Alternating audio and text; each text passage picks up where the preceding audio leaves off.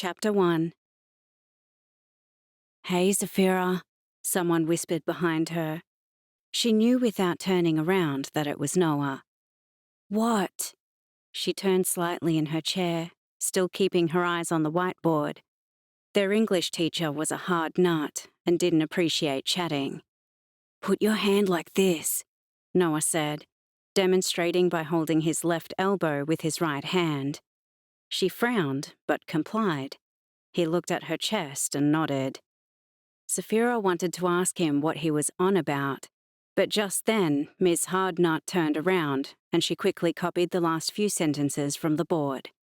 She had to wait 10 minutes to have her curiosity satisfied when they were divided up in pairs.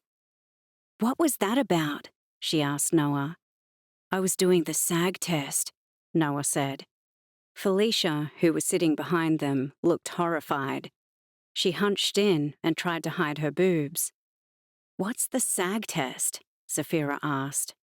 "It's where you check how far a girl's boobs are sagging, and yours aren't sagging at all." Noah looked at her chest and sighed wistfully. If it was anyone else staring at her chest, she'd be creeped out, but this was Noah. They'd been best friends since year 7. He was like the younger brother she had never had. "You're sick," Zephyra smacked him in the chest. "How would you like it if I wanted to measure if your nutsack was drooping?" He leaned back in the chair and spread his legs.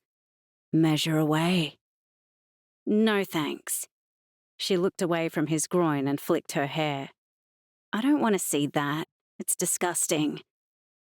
"You're going to see one eventually," Noah said, and closed his legs. "No, I won't. I've seen enough." "Really? When did you see one?" he demanded. At their first meeting during year 7 camp, he'd asked her out in a roundabout way. The teachers had devised a cunning plan to ensure students remained sleeping in their cabins at night.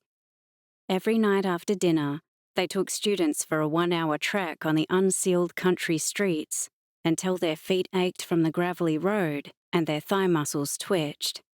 Getting into bed was a relief. On their second night out, Noah broke away from his posse and stepped in beside Zephyra. Noah was tall and gangly like a beanpole, looming over a head taller than her, and he'd shortened his strides to match hers. Her friend picked up on his signal and sped up, leaving them to walk alone. After 5 minutes of small talk, he'd finally worked up the courage to pose his question. "If a guy liked you and wanted to ask you out, would you say yes?" "Even if a guy liked me and I liked the guy who was asking me, I would say no, because I'm not ready for a boyfriend," she'd said. "When are you going to be ready?" Noah had asked.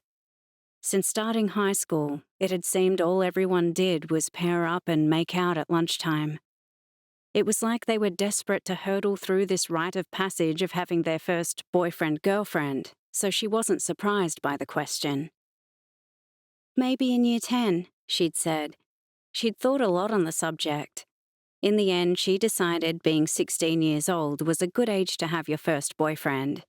She wasn't eager to jump into her first relationship. While she'd had crushes, all of them were on boys who were older than her. Boys her age all seemed slightly gross and unkempt. "Okay," Noah had said, and returned to his posse. After returning from camp, they drifted into friendship because they were in the same home group and both were outcasts. Noah was always slightly on the outside from the boys in his group. Most of them viewed his height as a threat, and he drifted between hanging around with Zephyra and playing downball with year 10 boys. She didn't make many friends. She was a bookworm who enjoyed her characters' inner lives more than those of her peers. Once the possibility of an attraction or a relationship was off the table, they could become friends with none of the usual boy-girl pheromones interfering. Since then, they'd never returned to the subject of us as a couple. But lately things were becoming weird. "So when did you see a dick?" Noah demanded, bringing her back to the present. "Shh," she hissed, looking around. Felicia gave them another glare, but no one else seemed to have heard him. "I watched that doco the other night," she told Noah. You know, the one about the guy and his sexual identity? There had been a documentary on SBS that the entire school was buzzing about. This guy talked all about his sexual adventures. For the finale, he set up the camera and jumped out in front of it, stark naked, his flaccid penis wobbling about. She started laughing as she remembered. It was so hysterical, the way it just wobbled there. She looked up, expecting to see a smile on Noah's face, but he was dead serious. That's what happens, Noah said. Dicks move about. No, they don't, she said. She'd read romance novels for years, and all the penises mentioned were turgid. Yes, they do. They move. They're just like boobs, soft and pliable. She looked at him, not sure whether he was having her on. What would you do if your boyfriend's dick did that? He demanded, offended. Would you laugh at him? I won't be having sex until I'm married, she said. Noah greeted her statement with stunned silence. What? You won't? Why not? He finally demanded when his voice returned. Because I want to be in love and know that it's for real, she said. He's going to be the only one. An unexpected gift that romance novels delivered was her resolve to remain a virgin until marriage. All the heroines in her romance novels were virgins, and while the heroes might dally with women of easy virtue, he would only marry a woman who was pure. Okay, he said. What about your husband? Would you laugh at your husband like that? He returned to the topic that had started this conversation, the dangling penis. I don't know, she shrugged. I thought you were going to have a boyfriend in year 10, Noah asked. Not anymore. I'm going to wait for my husband. But how can you be sure that he's the one for you if you don't have sex before marriage? I'll know, she said. She'd watched her mother's romantic misadventures and didn't see that there was anything to be gained by having sex before marriage. All of Mum's boyfriends seemed to change for the worse once she had sex with them. It was like once they realized she was in too deep, they could show their true nature. Zephyra would not let that happen. If a man loved her enough to wait for marriage, that meant he loved her for more than just sex. Noah looked perplexed. Miss Hardnut called for attention. But do you expect your husband to be a virgin? He whispered. She shook her head. In all the romance novels, the hero wildly sowed his oats with different girls, and then when he met the heroine, he settled for her, happy to be in a monogamous relationship for the rest of his life. I think a guy needs to experiment, she said. Oh, good, Noah said. Anyway, it's probably best if one of you knows what to do in the bedroom. She gave him a dirty look. He turned to the board with a smirk. Chapter 2. After school, Noah waited by the gate for Zephyra. She saw him and smiled. They stepped in together, their routine as they lived close to each other. They reached the milk bar. I'm going to buy a chocolate milk, she said. Noah nodded and waited outside, leaning on the wall. He was zoning out, living out his favorite fantasy where Zephyra realized they were meant to be together, and they were kissing each other, her body pressed against his, when he saw Aaron Fennick and his gang approaching. Noah straightened from the wall, wiping the goofy smile off his face. Fennick had had it in for him ever since year 7 and took every chance to make his life hell. How's the game? Noah asked Kenneth, a fellow student from his class. Kenneth nodded and smiled before noticing Fennick eyeballing him. What's it to you? Fennick demanded, thrusting his chest towards Noah. Just asking, Noah said, his mouth forming into an awkward smile. What'd you say? Fennick demanded. I didn't hear you. He held up his hand to his ear. Fennick was short, barely reaching Noah's nipples, and most of his mates were about his height. He seemed to find it an offense that Noah had started high school nearly at his full height of 190 centimeters. Noah bowed his back and bent his knees, so that his head was closer to Fennick's. Just asking, he repeated. That's right. Fennec put his hand on Noah's neck. Bloody giraffe. He pushed Noah, who stepped back. Fennec nodded at Kenneth, who elbowed Noah as he passed. Noah hunched his shoulders and took it. He hated this part, where they descended into a mob mentality. They pushed him around like a fuse ball, before Fennec was satisfied he had made his point and headed off.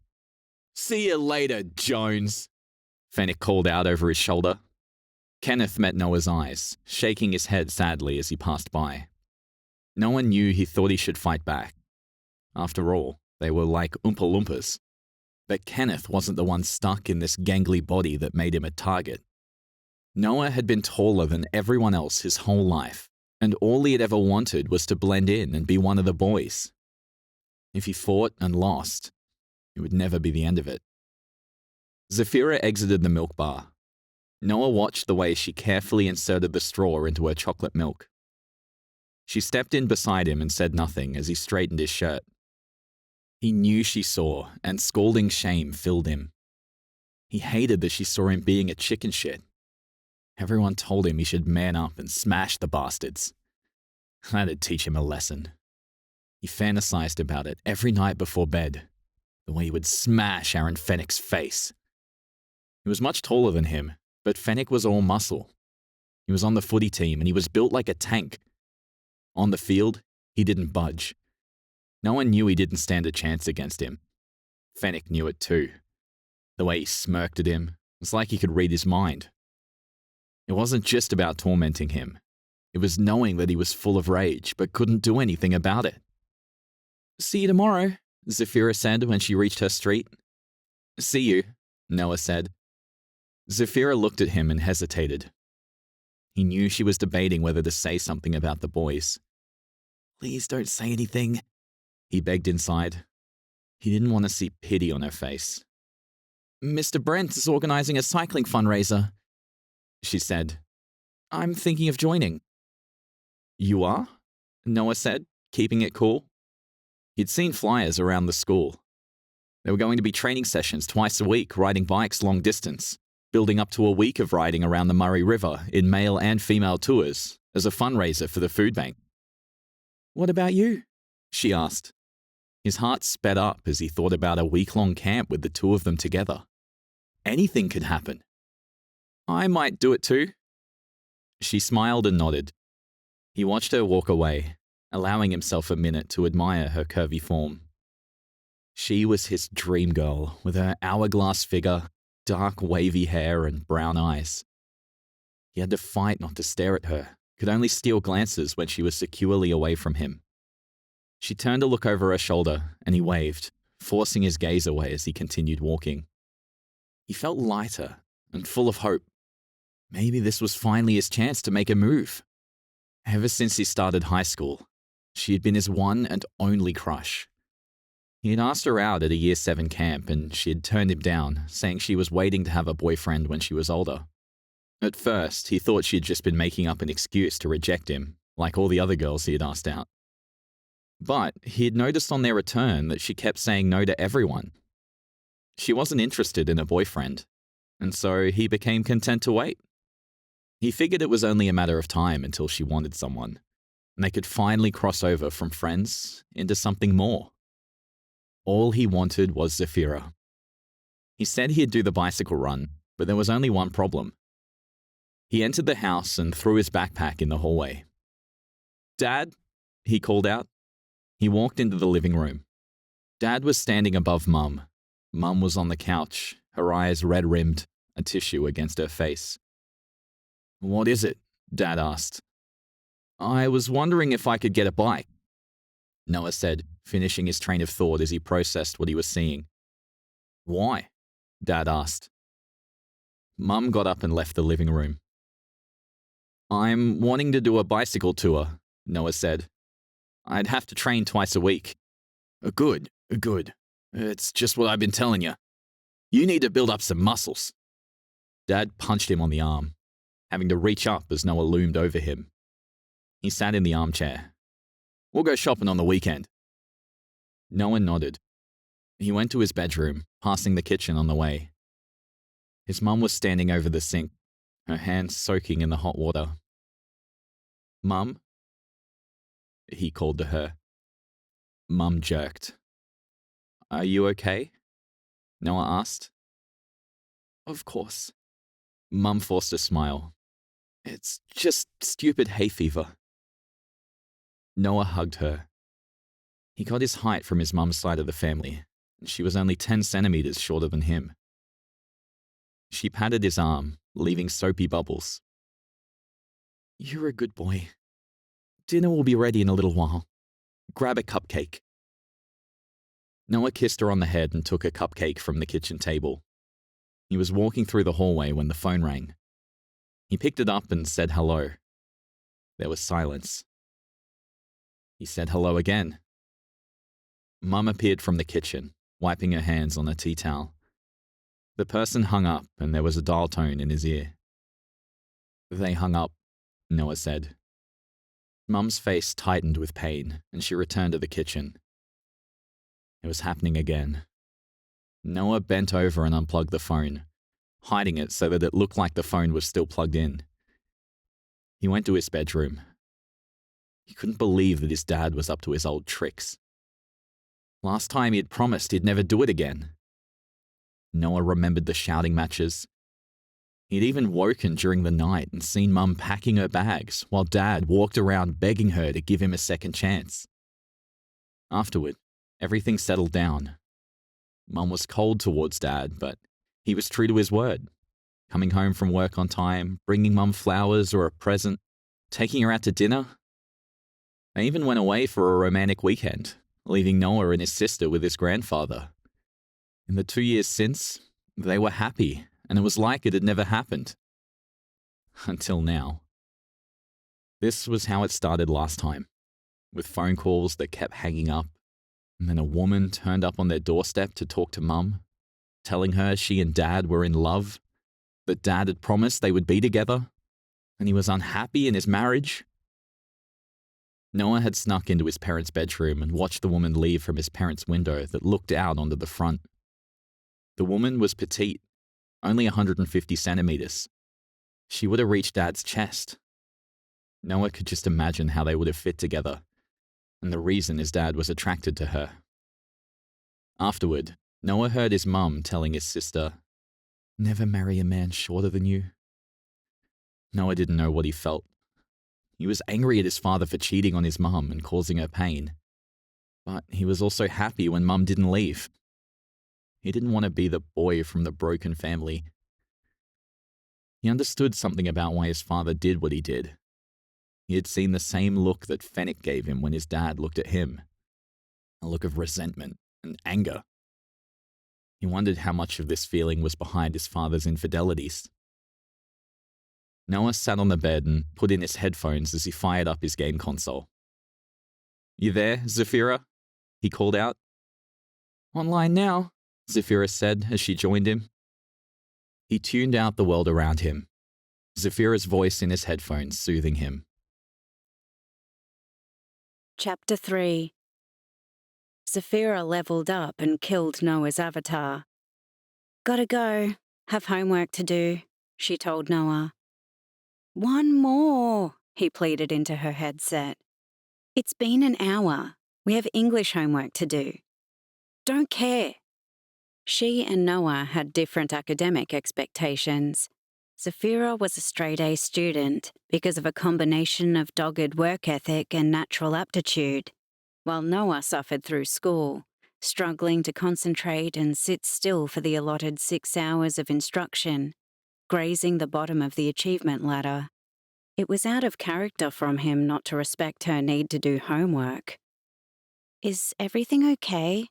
Zephyra asked, looking at his avatar on the screen. Was he brooding about what happened with Fennec and his goons?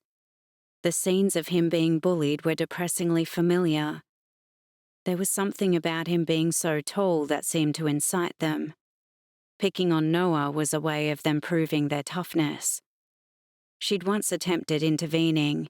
He'd looked at her with shame and embarrassment before running away. He'd avoided walking with her, and they didn't speak for a month. until the day she waited for him in front of his house in the morning and they walked to school together. They'd resumed their friendship as if nothing had happened. She'd learned to hide and pretend she didn't see. It made it easier for both of them. But perhaps he wanted to talk about it now. There was a pause, and she heard a deep intake of breath as if he was about to speak. "Nah, nothing I want to talk about. Later." He hung up abruptly. Zephyra took off her headset and gently placed it next to her console. She'd check in with him tomorrow, make sure he was all right. She took out her notebook and soon zoned out as she drafted a practice essay for Macbeth. Her stomach rumbled, and she looked at the clock. It was 6 o'clock, time for dinner. She opened her bedroom door, her fists clenching as she heard her mother and her boyfriend Lee talking in the living room. She opened the sliding door at the end of the hallway, quickly averting her eyes from the two of them wound together on the couch. Her mother didn't look up as she entered. Lee looked at her with a smirk, purposely putting his hand on her mother's butt and squeezing. Zephyra scrunched her nose in disgust and went to the kitchen, making herself a sandwich and pouring orange juice. She walked past them and returned to the living room, keeping her eyes on the plate in her hand. Lee was the reason she was joining the cycling team and racing around the Murray. Spending hours sweating on a bike was better than enduring his presence at home. She sat on her bed, placing her plate on the bedside table, and picked up the romance novel she'd been reading, feeling the familiar tropes of enemies to lovers soothing her. She ate her sandwich with one hand and held the book with the other, smiling as the hero and heroine engaged in banter and flirting. This was the only romance she was interested in. Real-life men and romance were nothing but drama and heartbreak. She'd seen that with her mother daisy-chaining from one boyfriend to another. Lee was the latest in a long chain, and one of the least tolerable ones.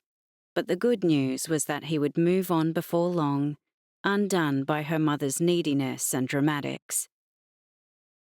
The next day, Zephyra walked her bike to the front of the school.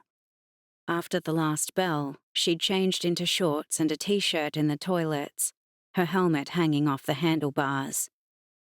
Noah careened next to her, hitting his brakes abruptly and skidding to a stop. "What do you think?" he asked. He was kitted out in lycra shorts and a t-shirt. The bike he was wheeling was shiny and top of the line. "Wow, you went all out," she said, glancing at her well-used bike she'd been riding since Year 7. "My dad took me shopping on the weekend. He insisted we get the most expensive one." He dismounted his bike and walked next to her. A shadow crossed his face. Maybe it wasn't Fennec that had been bothering him, but something at home. "Is everything okay with your dad?" she asked. He met her eyes quickly, his blue eyes shadowed with pain. He shrugged without speaking. They'd been friends for too long. "He's compensating, huh?" she breathed. Noah nodded. "I'm sure it will be okay." Noah swallowed. She put her arm around his waist, and they slowed their steps. She'd been side by side with Noah when his father was unfaithful to his mother the last time. They'd spent many hours on the phone or playing games while he drowned out his parents arguing. Noah put his hand around her, pulling her to his side. She looked up at him and he pulled her tighter so that they were pressed up against each other. His eyes were on her lips. "Oh no, not again." "Your bike is a monster," she said, stepping away from him and examining the handlebars. He didn't respond. She felt his eyes on her face, attempting to cajole her to look at him. She thought they had established the parameters of their friendship in Year 7, but Noah was trying to change the dynamic again. His arm on her back lingering a moment too long. The way he looked at her, holding a little too much emotion. She was hoping he'd get the hint with no uncomfortable conversation. "Yeah, Dad went all out," he finally said, taking the hint. She listened intently as he explained all the features. Other bike members slowly congregated in the car park. Mr. Brent joined them and went over the safety features. She could feel Noah glancing at her throughout, but she ensured not to make eye contact with him.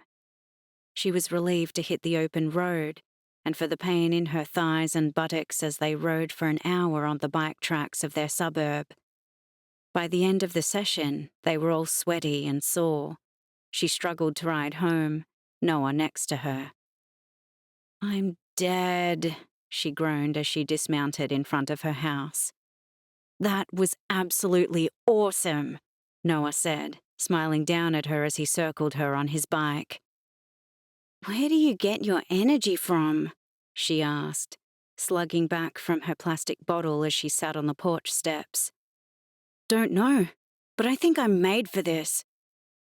Noah cycled hands-free, his head back, a wide smile on his face.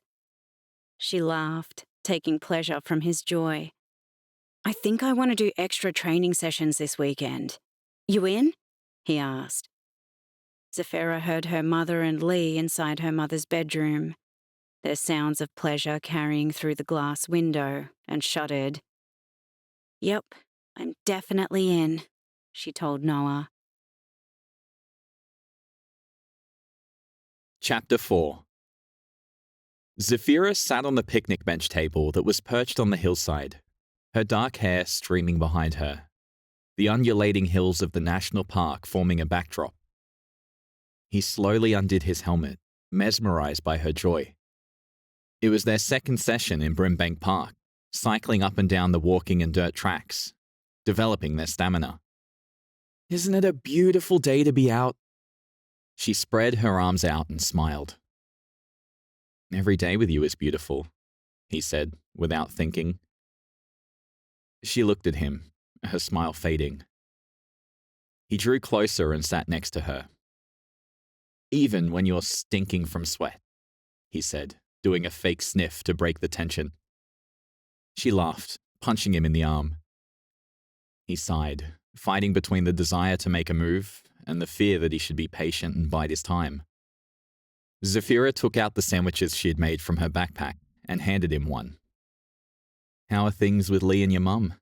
he asked, biting into the ham and cheese sandwich she had made for him, slathering it with mayo, just the way he liked it. "She didn't hear from him for 2 days, so she rocked up at the nightclub that he's a bouncer at. Made a big scene about the waitress who works there." "So they broke up?" Noah asked. "Nope. He loved it. He's been at our house for 2 days since. They haven't left the bedroom." "Sorry, didn't mean to put you off your food." She still hadn't taken a bite of her sandwich. "It's okay." She took a bite. "That's why I'm glad we're out here, listening to the sounds of nature." They ate in companionable silence for a few minutes. Zephyra took a sip of her drink.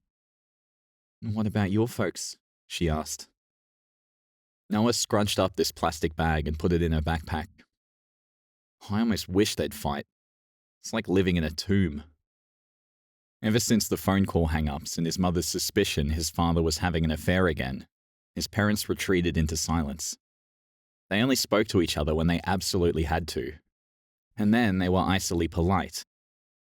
Noah had woken up one night to get a snack and found his father snoring on the couch. He'd realized that his father slept on the couch every night, but woke up early and folded up his bedding, presenting the facade of a happy couple who still shared a bedroom. "I'm sorry." Zephyra took his hand in hers. He looked down and smiled, eating his sandwich one-handed as they held hands. Zephyra blinked sleepily and yawned. "Do you want to have a nap?" Noah opened his backpack and took out a blanket, which he laid out on the ground.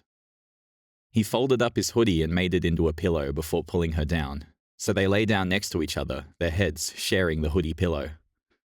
He looked up at the sky, the clouds drifting above them, peace descending on him. Zephyra's breathing deepened, and she curled against him. He put his arm under her head and curved his arm around her waist, joy dancing through him. She might not be willing to acknowledge her feelings while she was conscious, but as she slept, she held him tightly, not letting him shift from her. He drifted into sleep too. He felt Zephyra stir next to him and opened his eyes. She lifted her head and looked at him. He tucked her hair behind her ear and put his hand on the back of her head, pulling her down for a kiss. Her eyes widened and she jerked back. "What are you doing?" She sat up, straightening her clothes. "Doing a guy thing and trying to kiss a pretty girl," he said, still lying on the ground, putting his arms behind his head. He felt too good and would not take her reaction as a rejection. While she slept, she had revealed her true feelings.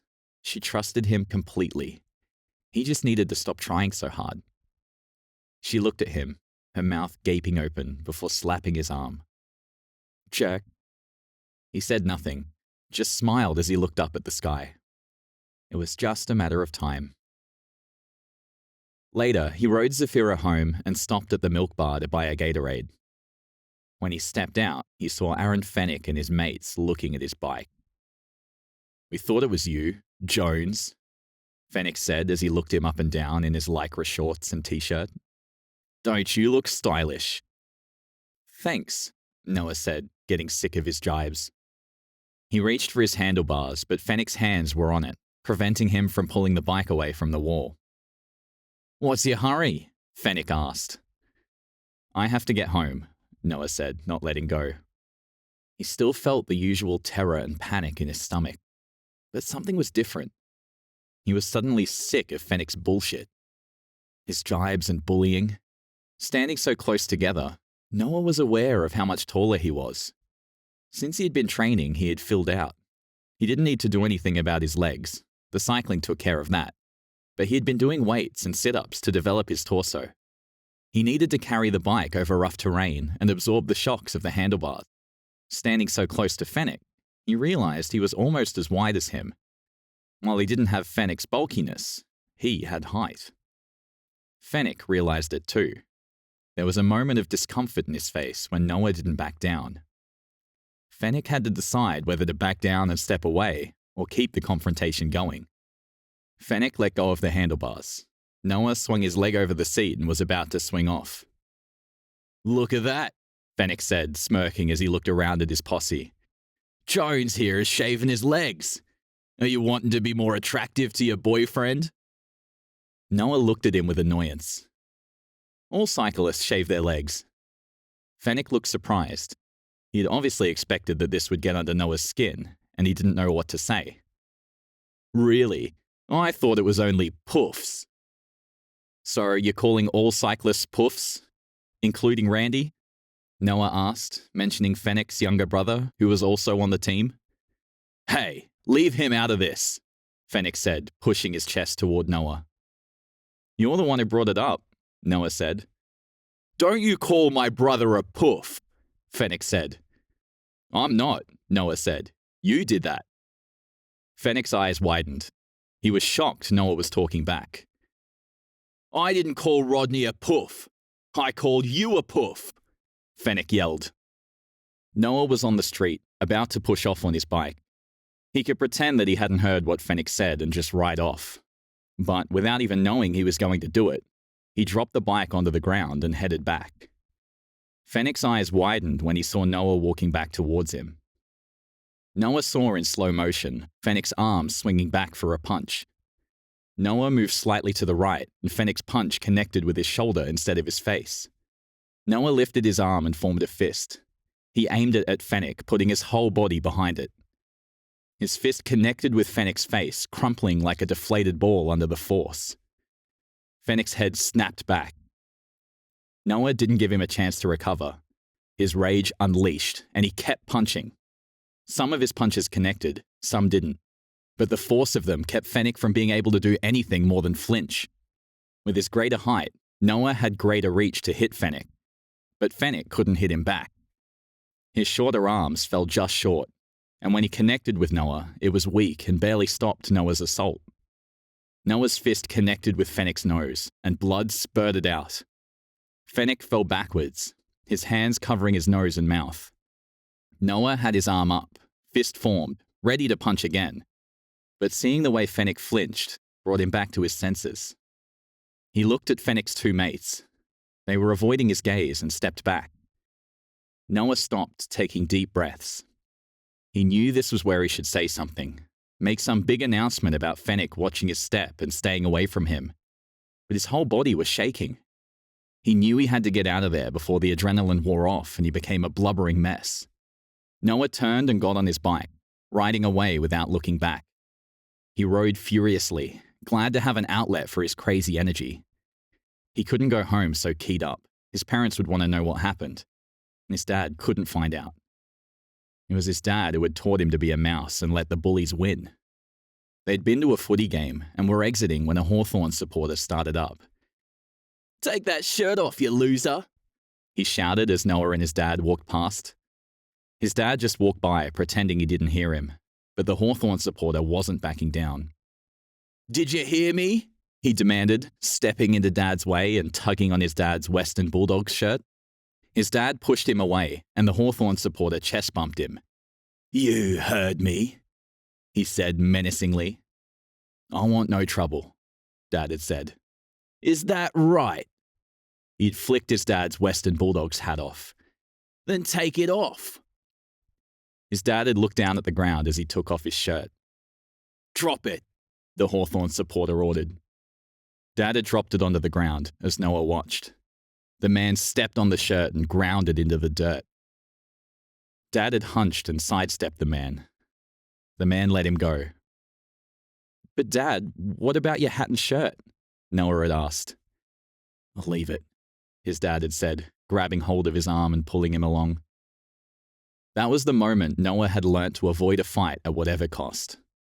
And that's why he knew he couldn't go home while he was so keyed up after the fight. Things had been weird between him and Dad since he had shot up. He didn't know how Dad would take it if he knew he had taken on a bully and won. There was only one person he could tell. He swerved right and headed to Zephyra's house. He knocked on the door and she answered. "What's wrong?" she asked as soon as she saw his bloody top. "Yeah, I need to talk to you." She stepped out of the house and walked with him on the porch. There was a chair and a table set. He leaned on the porch fence. "I had my first punch-up," Noah said, glancing at her quickly. "Are you all right?" she asked, looking him up and down. "Did you get hurt?" She reached for his arm and peered into his face. "Nah, you should see the other guy," he said, his voice cracking. "I won the fight." He still couldn't believe it. He'd spent years fantasizing about smashing Fennec's face.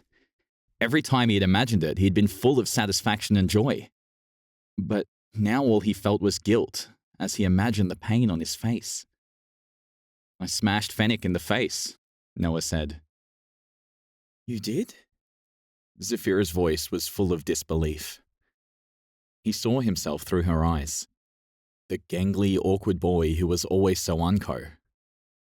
He wanted to prove himself to her. "Yeah, I reckon I broke his nose," he boasted. Zephyra's eyes widened. "Shit, do you think he'll go to the police?" For a moment, pure fear filled him. Then he thought it through. There was no way Fennec was going to dibba-dobba. Losing a fight was bad enough, but going to the cops would bottom out any integrity he had as a hard man. "Nah." "What happened?" Zephyra asked.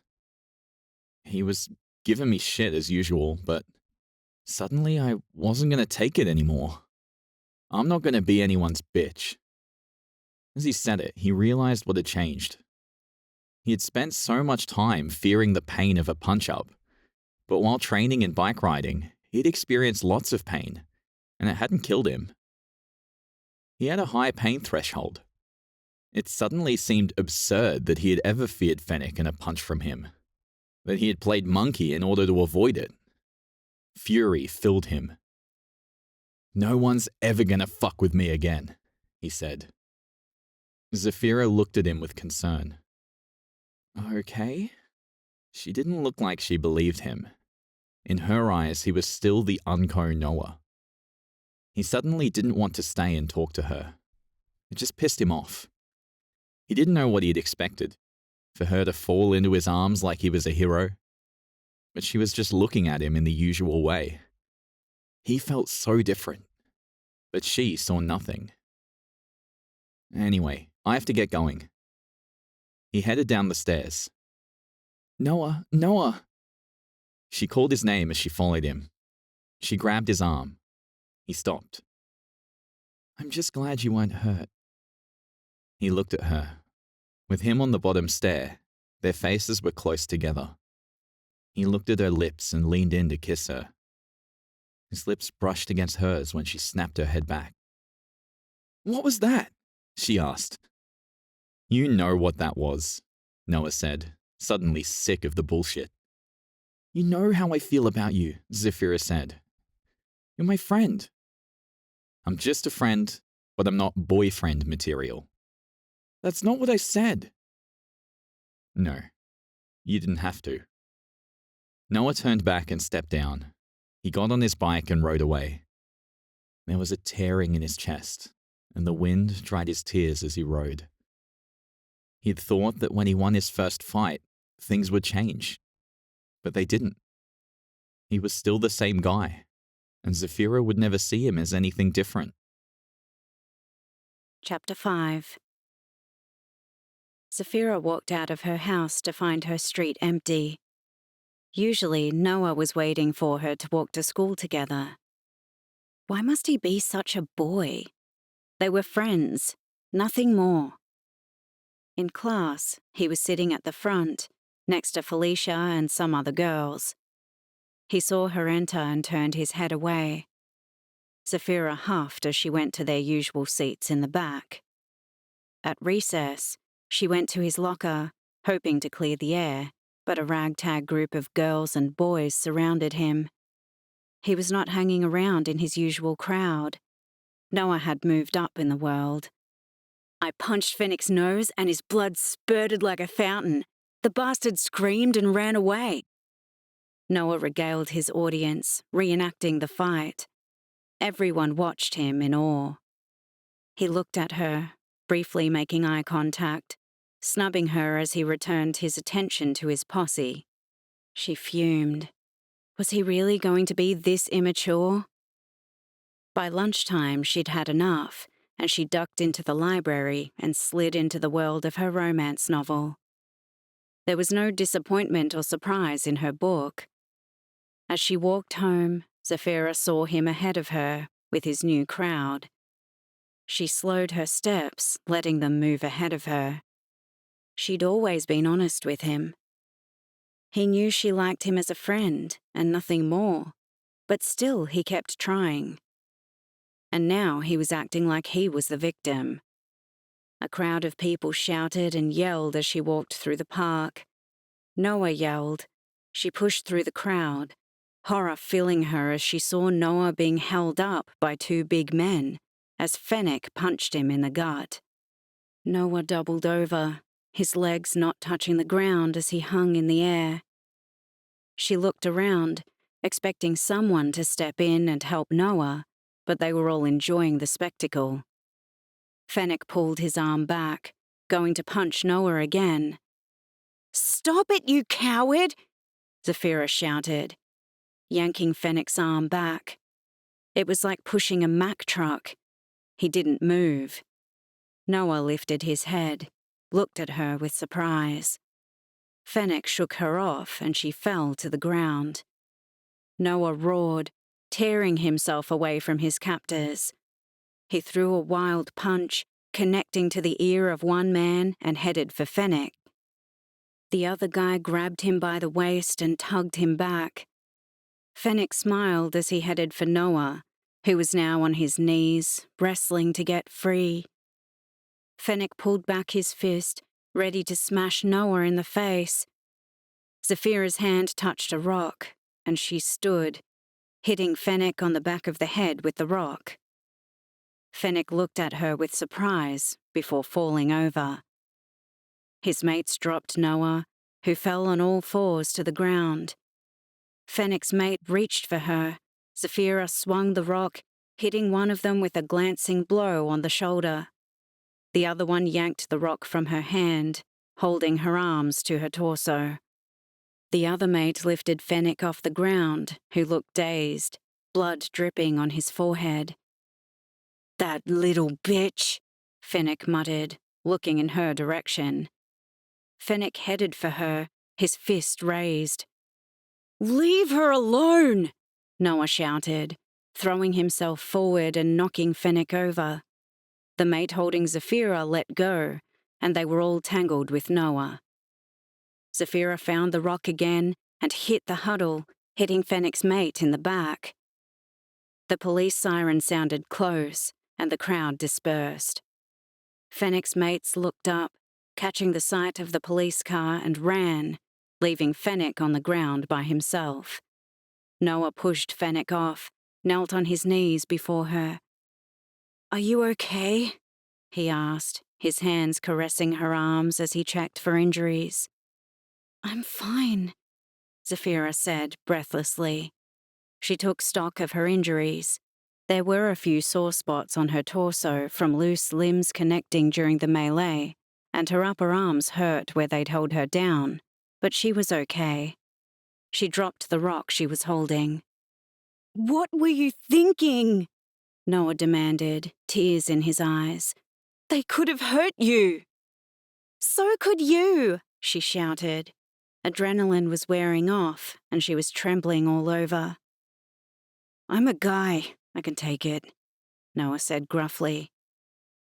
"I'm a girl. I can take it too." They eyeballed each other for a moment, before Noah hugged her, his head pressed against her torso. "I couldn't live with myself if anything happened to you.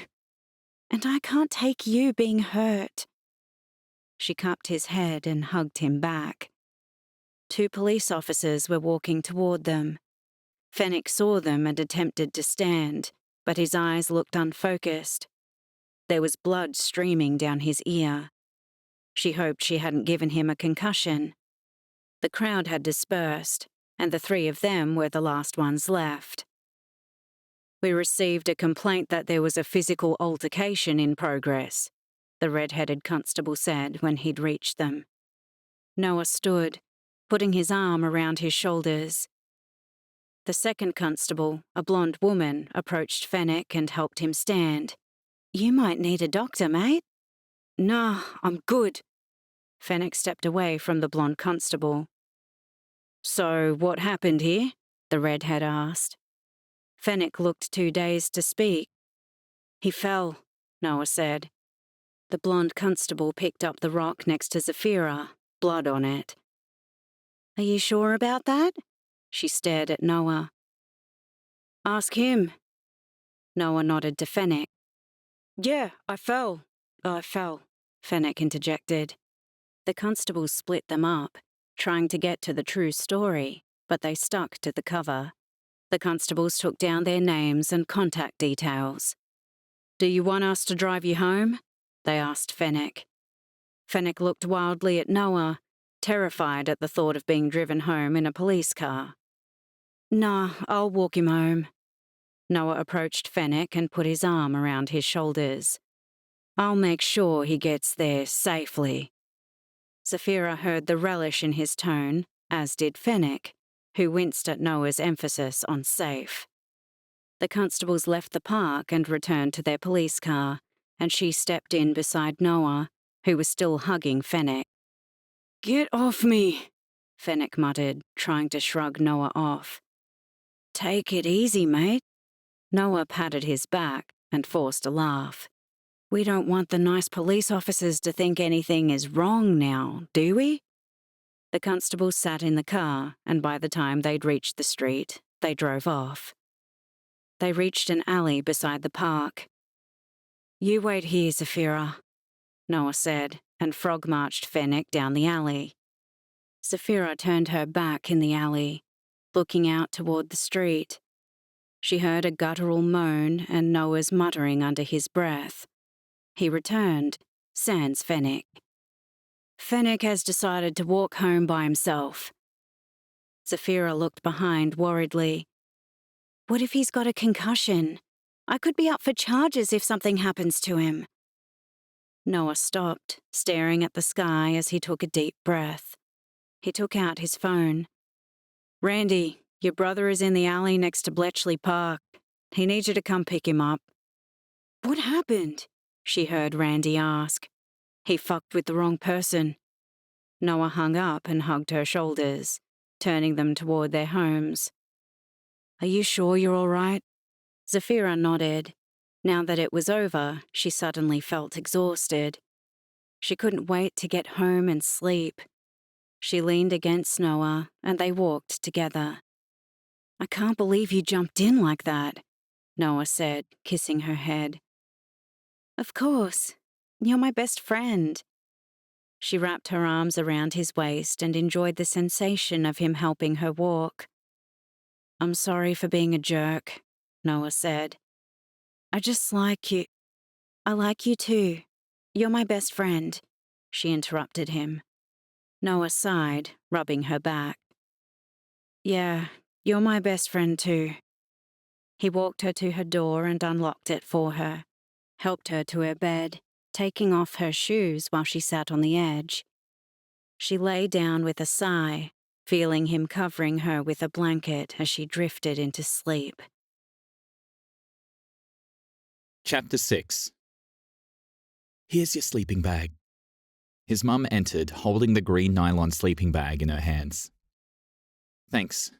Noah took it and placed it next to the backpack he was packing for the competition. Did you prepare a list of what to pack? His mother asked.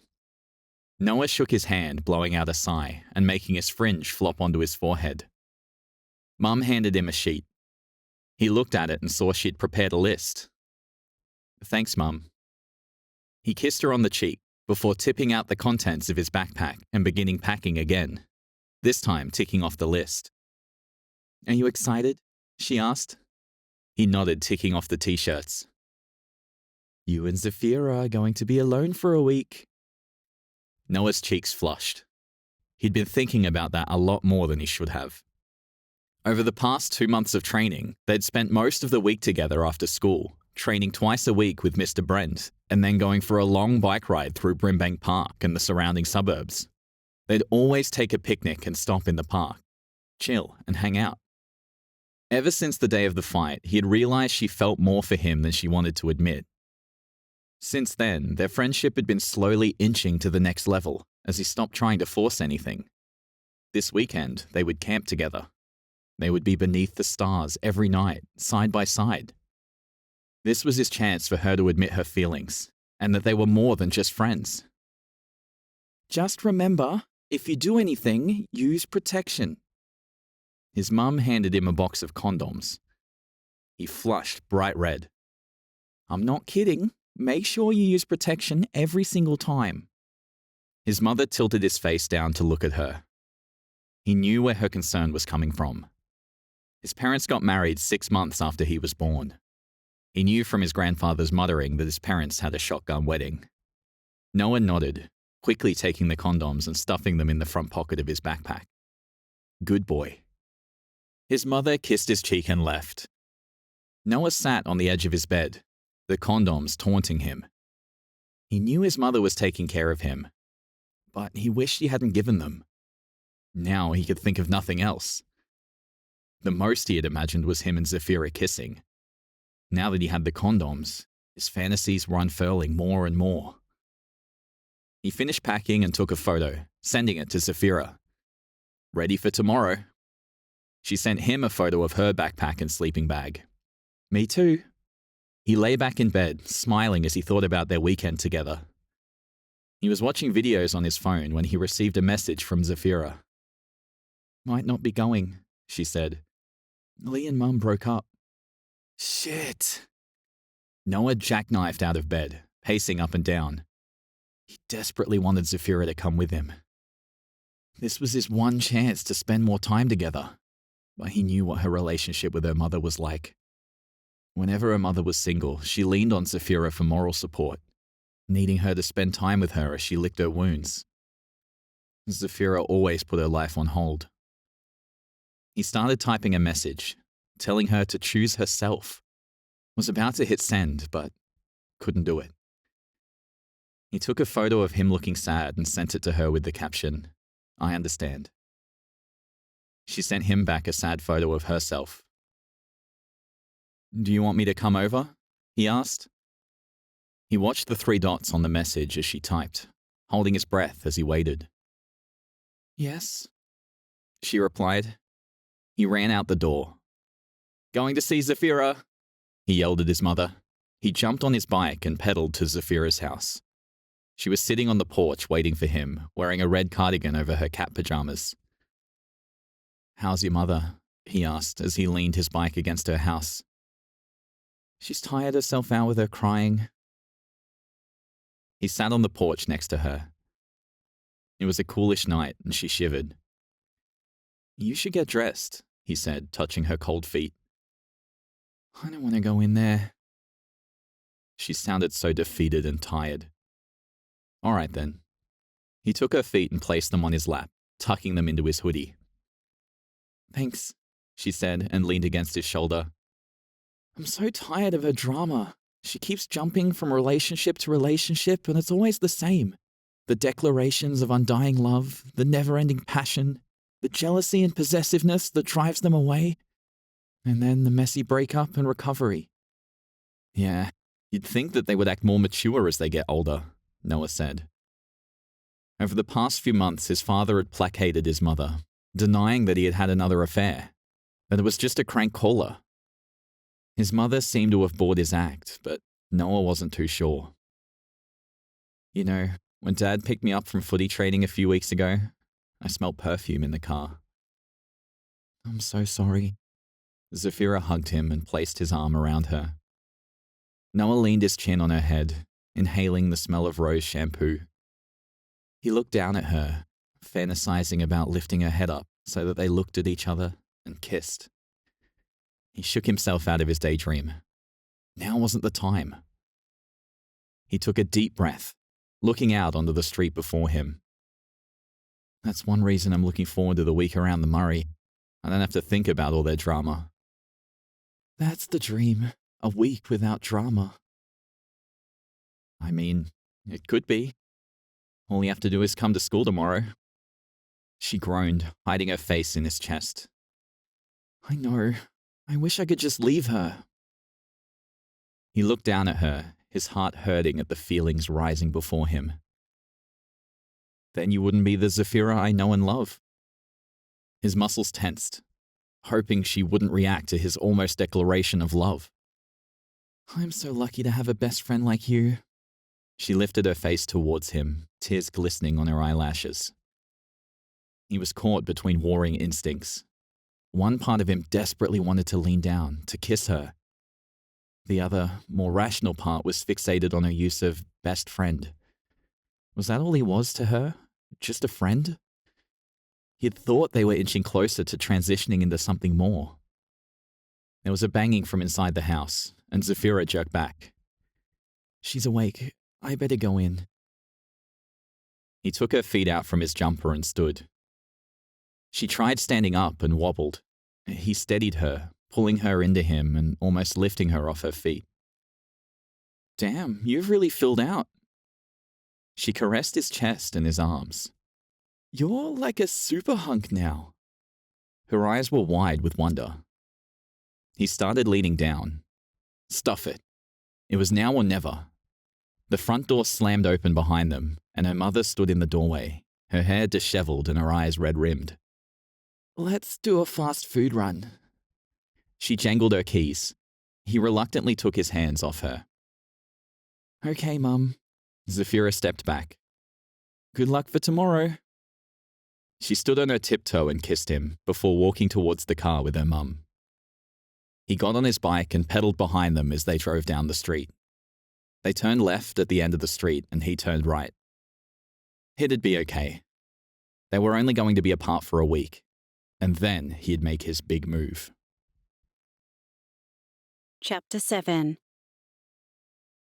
Zephyra woke on the couch in the living room. She lay there with her eyes closed, hearing a murmur of voices. She fluttered her eyelashes open and saw her mother and Lee kissing in the doorway.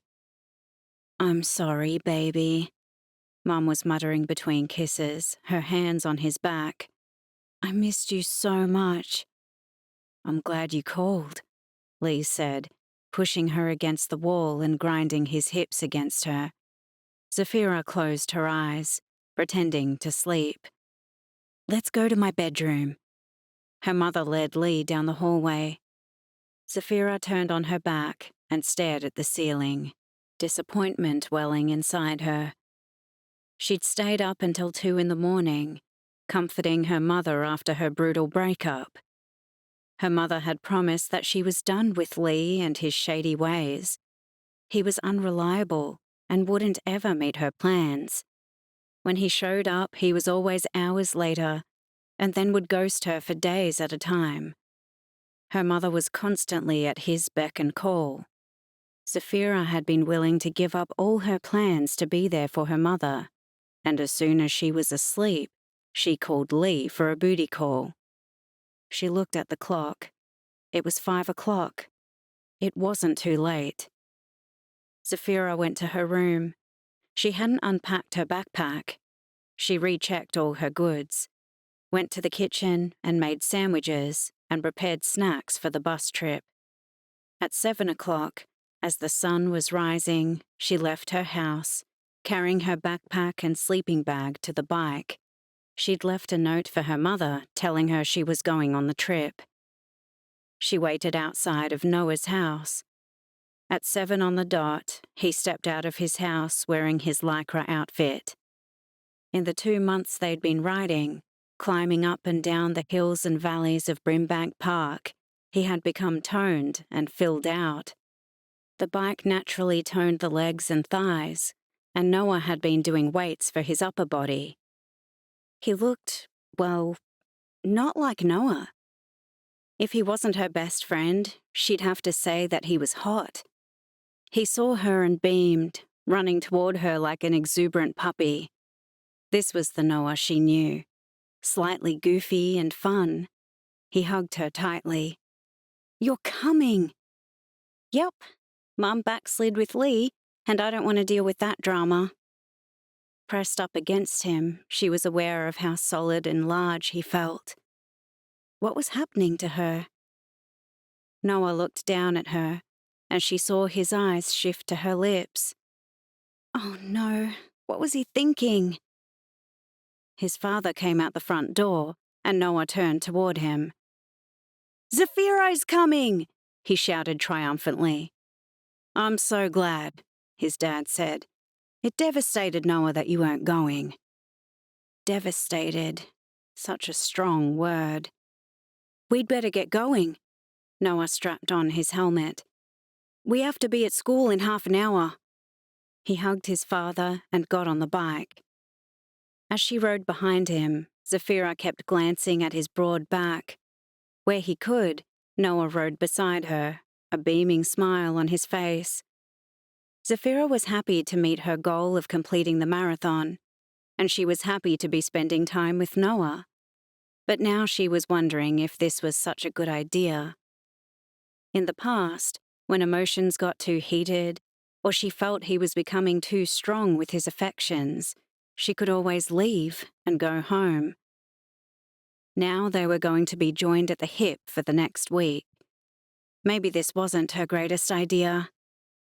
No, she needed to stop worrying. She and Noah were best friends, nothing more, and he knew that. And besides, they'd be exhausted after riding for hours. There wouldn't be much time or energy for mucking around. At the school, Noah helped Mr. Brent place the bicycles and backpacks of those travelling onto the trailer before they got on the bus. They'd begun with 15 students taking part. Over the past 2 months, the numbers had whittled down until there were only 8 of them left with Mr. Brent. She followed Noah on and toward the back of the bus, away from everyone else. As they walked down, Felicia hungrily looked at Noah as he passed, taking in the sight of him in his lycra outfit, outlining his every bicep and sinew. That was new. Zephyra hadn't seen Noah as a desirable male until now. She wasn't the only one who had noticed Noah's slamming body. Maybe this was just normal. Noah moved up and let her take the window seat before sitting on the aisle. "You should have seen the look Felicia gave you," she whispered again in his ear when he sat down. He looked at Felicia in bewilderment. "She looked like she wanted to eat you." He smiled shyly, his cheeks flushing, and looked down at his lap. "Are you feeling bashful about being desired, Monsieur Jones?" Noah looked at his hands, his cheeks flushing even more. "You'd better get used to it, Mr. Muscles." She placed her hand on his chest, meaning to slap him like a mate, but somehow her hand softened, gently caressing his bicep. Noah met her eyes, his pupils darkening with desire. She went to remove her hand, but he held it down, pushing it against him. He leaned down, angling his head toward her lips. She froze. "Ladies and gentlemen," Mr. Brent called from the front, giving them a much-needed interruption. Noah reluctantly let go of her hand, and they looked to the front. Zephyra's breathing was rapid, her heartbeat fluttering. What the hell was that? Instead of moving away, she'd almost wanted him to kiss her. What was wrong with her? After Mr. Brent gave them the overview of the trip and the rules, Zephyra took out her banana. "Haven't had breakfast," she lied, shoving it in her mouth, giving herself a much-needed distraction and a buffer in case Noah was thinking about pursuing the kiss again. He nodded. Soon the bus was on the freeway, and the lull of its motion made her eyes flutter. She yawned, covering her mouth. "Sorry, I'm so tired." She'd only caught a few hours of sleep early in the morning. "Sleep now." Noah lay his head back and closed his eyes. "When we stop, we're going to be pedaling hard." Zephyra nodded, closing her eyes too. She didn't know how long she slept for, but when she woke up, she was draped across Noah's chest. He was cradling her against him, their chests pressed up against each other, she almost on his lap. As her eyes fluttered open, she saw his face above hers. It took her a moment to orientate herself. As he leaned down, she jerked up, hitting into something hard with her buttocks. Noah yelped, his hands reaching for his crotch. As she scrambled onto her seat, she saw he was clutching his erection. She'd slammed into it as she tried to escape his pass. "Everything all right back there?" Mr. Brent called, as all heads turned towards them. Zephyra flushed with embarrassment, hiding her face behind the seat in front of her. "Just hit my leg," Noah lied through gritted teeth, taking his hands off his crotch and placing them on the handset. She quickly glanced down and saw the erection was gone. She glanced across the aisle and saw Terry ogling them, and quickly ducked back behind Noah's shoulder so she wouldn't see him. This was so embarrassing. What if he told people about Noah's erection? What if people wondered what they were doing at the back for him to get an erection? How could he have done this to her? She clenched her hands into fists as rage built within her. This was his fault.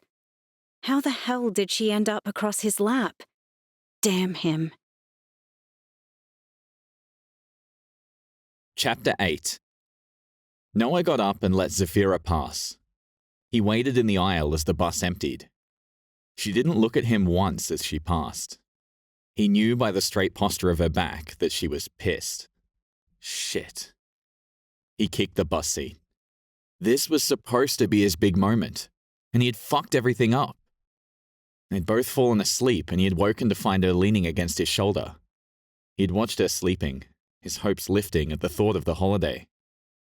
As she descended deeper into sleep, her head started flopping forward, so he had hugged her, holding her more against him. And somehow she'd ended up lying across him. Looking down at her, he'd been able to see her breasts bobbing with each bump in the road. and as he did, his desire rose. He had gotten turned on and had tried squirming, making it go away. Noah had fought not to look, but his eyes just kept returning. He'd held her tightly, waiting for her to wake up so that they could continue their kiss. When she woke for a moment, she had looked at him with such a sweet smile, and he had thought this was it. He had leaned down, only for everything to explode at once. He couldn't get the image of her horrified face when she caught sight of his erection, or the throbbing in his balls from her knee. He plodded out of the bus. "You okay, Jones?" Mr. Brent asked when he stepped out. Noah nodded despondently. "It happens. You're a young man." He clapped him on the shoulder. Noah realized that Mr. Brent knew what had happened. Horror filled him, and he looked at his peers. They were watching him and snickering. They all knew. Damn Terry and his big mouth. He glanced at Zephyra. She gave him a death stare and snapped her neck in the opposite direction, flicking her hair. "Let's get everything unpacked, Jones," Mr. Brent called. Noah nodded and followed him to the trailer, relieved to have something to occupy his hands. After they had emptied the trailer, the students congregated at the park that the organizers had set up as the start arena. There were nearly 100 participants, at least a quarter young students, while the rest were adults. Noah remained on the perimeter of the group. He needed to give Zephyra a chance to calm down. Hopefully by the time they completed the first stage of a 4-hour ride, she'd be calmer and willing to hear his apology. "Do you want some sunscreen?" Felicia held out a bottle. He nodded. He squirted it into his hand, rubbed it on his face. "Don't forget your ears." She approached, rubbing the sunscreen onto the top of his ears. She was much smaller than him, and as she arched to reach his ears, her boobs arched into his chest. He felt himself harden. Oh, no, not again. Felicia bounced against him some more, her hand descending to his arm. "Here, you need to rub some on your arms too." He looked down at her. She was rubbing sunscreen on his bicep, her tongue on her lip, her breasts jiggling. She met his eyes and leaned against him. His erection was unmistakable against her, but she didn't flinch. She smiled and her eyes became heavy-lidded. Was she enjoying it? "Here, can you hold my jacket?" She tossed her jacket onto his lap, hiding his erection, before bending to return the sunscreen into her backpack. God, it was too much. He looked out into the distance, thinking about the most disgusting images he could pull forth from his memory. The time he had diarrhea, cleaning the chicken pan at his grandparents' house, the rotten meat in the freezer he had to clean, trying to force his dick back to behaving. When he felt it had worked, he lifted the jacket. "Here you go." Felicia took it with a conspirator smile. They were in on it together. He sat on his bike, desperate for the ride to begin. He looked ahead and saw Zephyra watching him, giving him the death stare again. At this rate, he wouldn't get out of her bad books soon. He was relieved when the whistle blew, and they all began riding, the wind against his body, his legs pumping as his bike climbed uphill, the air pushing through his lungs. Soon he was lost in the rhythm of his body, and everything else fell away. When they finished the ride 4 hours later, he was bathed in sweat, his legs feeling like jello, an invincible feeling in his body. His dick wouldn't be giving him any trouble after that hard ride. He milled around as the judges collated the rankings. They were camping near a caravan park. Noah set up his tent in record time, knowing that once he had a shower, he wouldn't have energy for anything else. He took out Zephyra's tent and placed it next to him. They had agreed to place their tents together so they could spend time together. He was just finishing when she pulled up. Perfect timing. He stepped back, admiring their 2 tents. Oh, great.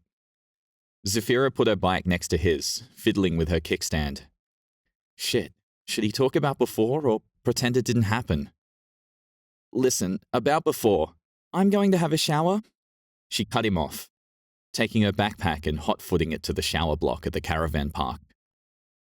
So they were going to pretend then. Shit, It was going to be a long night. He went to the shower block and returned, but Zephyra was still missing in action. You going for dinner? Felicia walked up to him, her hair wet, smelling of something citrusy. I was going to wait for Zephyra, Noah said. She's still in the shower. She can meet us there. Felicia hooked her arm through his and led him towards the mess hall and the barbecue. His stomach rumbled as they got closer, the sausages filling the night air. Man, my butt hurts. Felicia cupped her butt and massaged it as they walked. I thought I'd prepared enough, but I'm still sore. What about you? I'm okay. He was feeling pretty good. While he was tired, it was that tiredness that came from achieving something good. He felt calm and peaceful. The only throbbing he was feeling was in his groin, which was soothed after some self-love in the shower. He piled his plate high and joined the table where his school teammates were. Felicia sat next to him and they talked over dinner, everyone sharing their best moments from the ride. He saw Zephyra arrive at the end. She took a plate and disappeared back into the darkness. He felt a thickness in his throat, swallowing hard as he realized she was avoiding him. Had he done something so unforgivable that she couldn't even look at him? Felicia laughed next to him, looking up at him, her eyes shining from the lights. Felicia wasn't treating him like a pariah. She was still behaving like normal. He tried to push Zephyra from his mind. When he went to his tent, hers was already zipped up. He took the hint, quietly entering his tent and zipping it. As he lay in his sleeping bag, hearing her breathing a few meters away from him, his eyes watered. It wasn't supposed to be like this. Chapter 9. Zephyra lay in her tent, listening to the sounds of nature around her. It was the first time she'd been camping since she was a small child. When she and Noah had been talking about it, she'd always imagined they'd stay up late together, maybe even share a tent so she wouldn't feel alone. Instead, now she was so angry at him, she wanted to kill him. She should have been exhausted after their long ride, long dead to the world. There were faint snores travelling around her from other sleepers, but she was wide awake. She'd seen Noah at dinner, having the time of his life, with Felicia hanging off his arm. Boys never had to suffer when things like that happened. He had a boner, but she, as the object of his boner, was looked down upon. She could see the boy's eyes watching her, wondering what she did to make him get a boner. After tossing and turning into the early hours of the morning, she fell asleep. Zephyra! Zephyra! Someone was shaking her awake. She blinked her eyes open, feeling like someone had beaten her. It's time to wake up. Noah was crouching next to her sleeping bag. Here, I got you a coffee and breakfast. She gratefully took the coffee from him, taking a sip. He'd added 3 sugars and a half milk, just the way she liked it. She took the plate of toast he was holding out and ate it slowly. He sat on the floor beside her. How did you sleep? Shit, she said, her voice gravelly. Yeah, me too. He held his hands across his knees and looked down at them. I'm really sorry about what happened yesterday. He glanced up quickly and back down. I didn't mean to embarrass you. Her heart softened. She wanted to be angry at him, but he looked like a little boy and her rancor was fading. How did I end up across your lap? She asked. I was trying to stop your head from hitting into the window. Oh. She remembered the pain in her temple. She must have banged it while she was napping. Do you forgive me? She nodded. He smiled, his blue eyes crinkling. Something happened to her stomach. Felicia peered through the tent. You'd better hurry, Zephyra. Everyone has already packed up. Zephyra gulped the last of her coffee. Noah took the cup and plate and stood. She unzipped her sleeping bag and got out. Noah looked down at her, his eyes nodding approvingly. She was wearing a singlet top and shorts, the tops of her breast visible above the straps. "I need to get dressed." Noah nodded, his eyes still on her top. She glanced down and could see the outline of an erection in his lycra shorts. "Get out!" Zephyra snapped. Noah blinked, flushing. "Sorry." Felicia was standing by the door. If he left now, she'd wonder what she was doing in here again. "You stay. I'll go change in the toilets." She snatched up her backpack and stomped out of her tent. What the hell was going on with Noah? When did he become such a horn dog where his dick was constantly getting hard? Adolescent boys were so revolting, like dogs in heat. Was he always like this, or was this a recent phenomenon? No, she would have noticed. "It's the lycra, darling," her mother's voice drawled in her head. "It hides no sins." He was such a pig. She couldn't believe she had been ready to forgive him. When she returned, Noah was packing up her tent, Felicia helping him. "We're nearly done," Felicia beamed at her. "Noah is so good with his hands. He put the tent down in 3 motions." Felicia looked at him with admiration. "Oh, he's something all right," Zephyra muttered. Noah glanced at her from the corner of his eyes and quickly away. "I'll take over from here." She snatched her tent from his hands. "Could you give us a minute?" Noah asked Felicia. Felicia nodded, her eyes wide like a puppy dog. "I'll meet you at the bikes." She sauntered away, her hips swaying in what was obviously an exaggerated motion. Did Felicia like Noah? There was no accounting for taste. Noah turned toward her. "Listen, I'm sorry it keeps happening." He rubbed the back of his nape. "It's only because of how I feel about—" "It's gross," she cut him off, squishing her sleeping bag into the carry bag. "It's natural." "You're like a dog in heat, constantly having a boner," Zephyra muttered. "That's mean. I'm just a regular teenage boy." "You mean a regular horny teenager?" "Yes, I'm a regular guy. It's a regular thing. It's only gross because of your romance novels." "Yeah, they don't go around with a constant boner that they want to poke girls with." "That's because they're not real men. They're fictional," Noah shouted. "Well, I prefer not real men than to be dealing with this," she pointed at him. "So you're never going to be interested in dating?" Noah asked. "Not a boy my age." He paused. It looked like he was about to say something, but then thought better of it. "Okay, so that's that." "What's what?" "Nothing. Absolutely nothing. I'm glad we got that all cleared up." He walked off to Felicia. They rode for the rest of the day. Usually he'd be trying to match her ride, coming back for her, keeping tabs on her. Today, he just rode ahead with the fray. Zephyra was one of the last ones to pull up. He was already in the shower. She saw his tent. It was next to Felicia and Terry. He hadn't left a space for her. Maybe it was best. They probably needed a break from each other. During dinner, she sat on the edge of the table. Noah and Felicia were in the center, talking to each other. They were in each other's faces. Felicia kept touching his shoulder. Zephyra was talking to Lisa, one of her teammates, and when she looked back, they were gone. "Do you want to go for a walk?" Lisa asked. Zephyra shook her head. "I'm just going to find a quiet place to read." She went to her tent and took out her romance novel.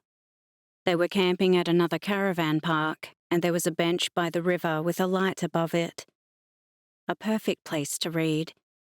She needed some solitude. She wasn't used to having people around her all day. She walked to the bench and sat down, opening her novel. Within a few pages, she felt the familiar calm settling over her as she disappeared into the historical romance world and became her heroine. She loved the escapism of it. She heard a murmur of voices and looked around. There was someone in the trees to the left. It sounded like Noah. She put her book down and walked toward the trees. Peering through, she saw his back. He was kissing Felicia, whose back was against the tree. Felicia was gripping his back tightly, while his hands were holding her waist. His head bent and he nuzzled her neck before moving down to her breasts, his hands kneading them. They were so into each other, whispered sighs and murmurs traveling across the night. Somehow, Noah looked so manly. The way he was kissing her, the way she was responding. Anger coursed through her. How could he? Oh my God, what was she feeling? Was she jealous of him kissing Felicia? Zephyra took a step forward, and a branch broke under her foot. She gasped, ducking down. "Is someone there?" Felicia asked. Zephyra crawled into the bushes and away, keeping to the shadows so they couldn't see her.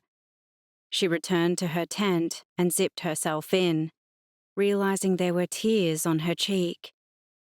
What was she feeling? That night she slept, dreams tormenting her. In those, it wasn't Felicia that Noah was kissing. It was her. He was wearing a Scottish kilt, like Jamie in the book she was reading. He was kissing her hard, his hands all over her body. Zephyra woke up with her hands cupping herself.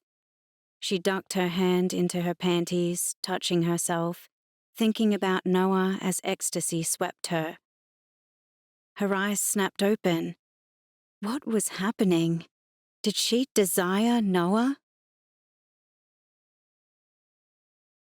Chapter 10. Felicia found him after his conversation with Zephyra. He'd been standing by the river, leaning against a tree, feeling sorry for himself, hiding his tears. When he heard branches snapping behind him, he'd been hoping it was Zephyra coming to apologize.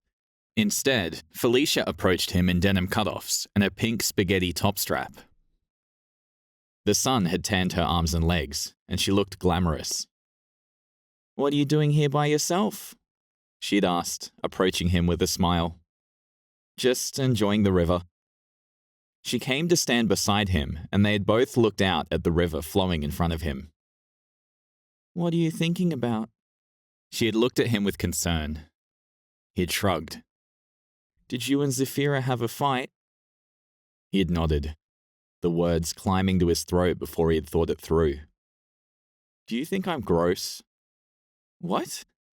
She had looked at him with surprise. Zephyra said teenage boys are gross. He had tried to give her background. "Some teenage boys are, but you definitely are not.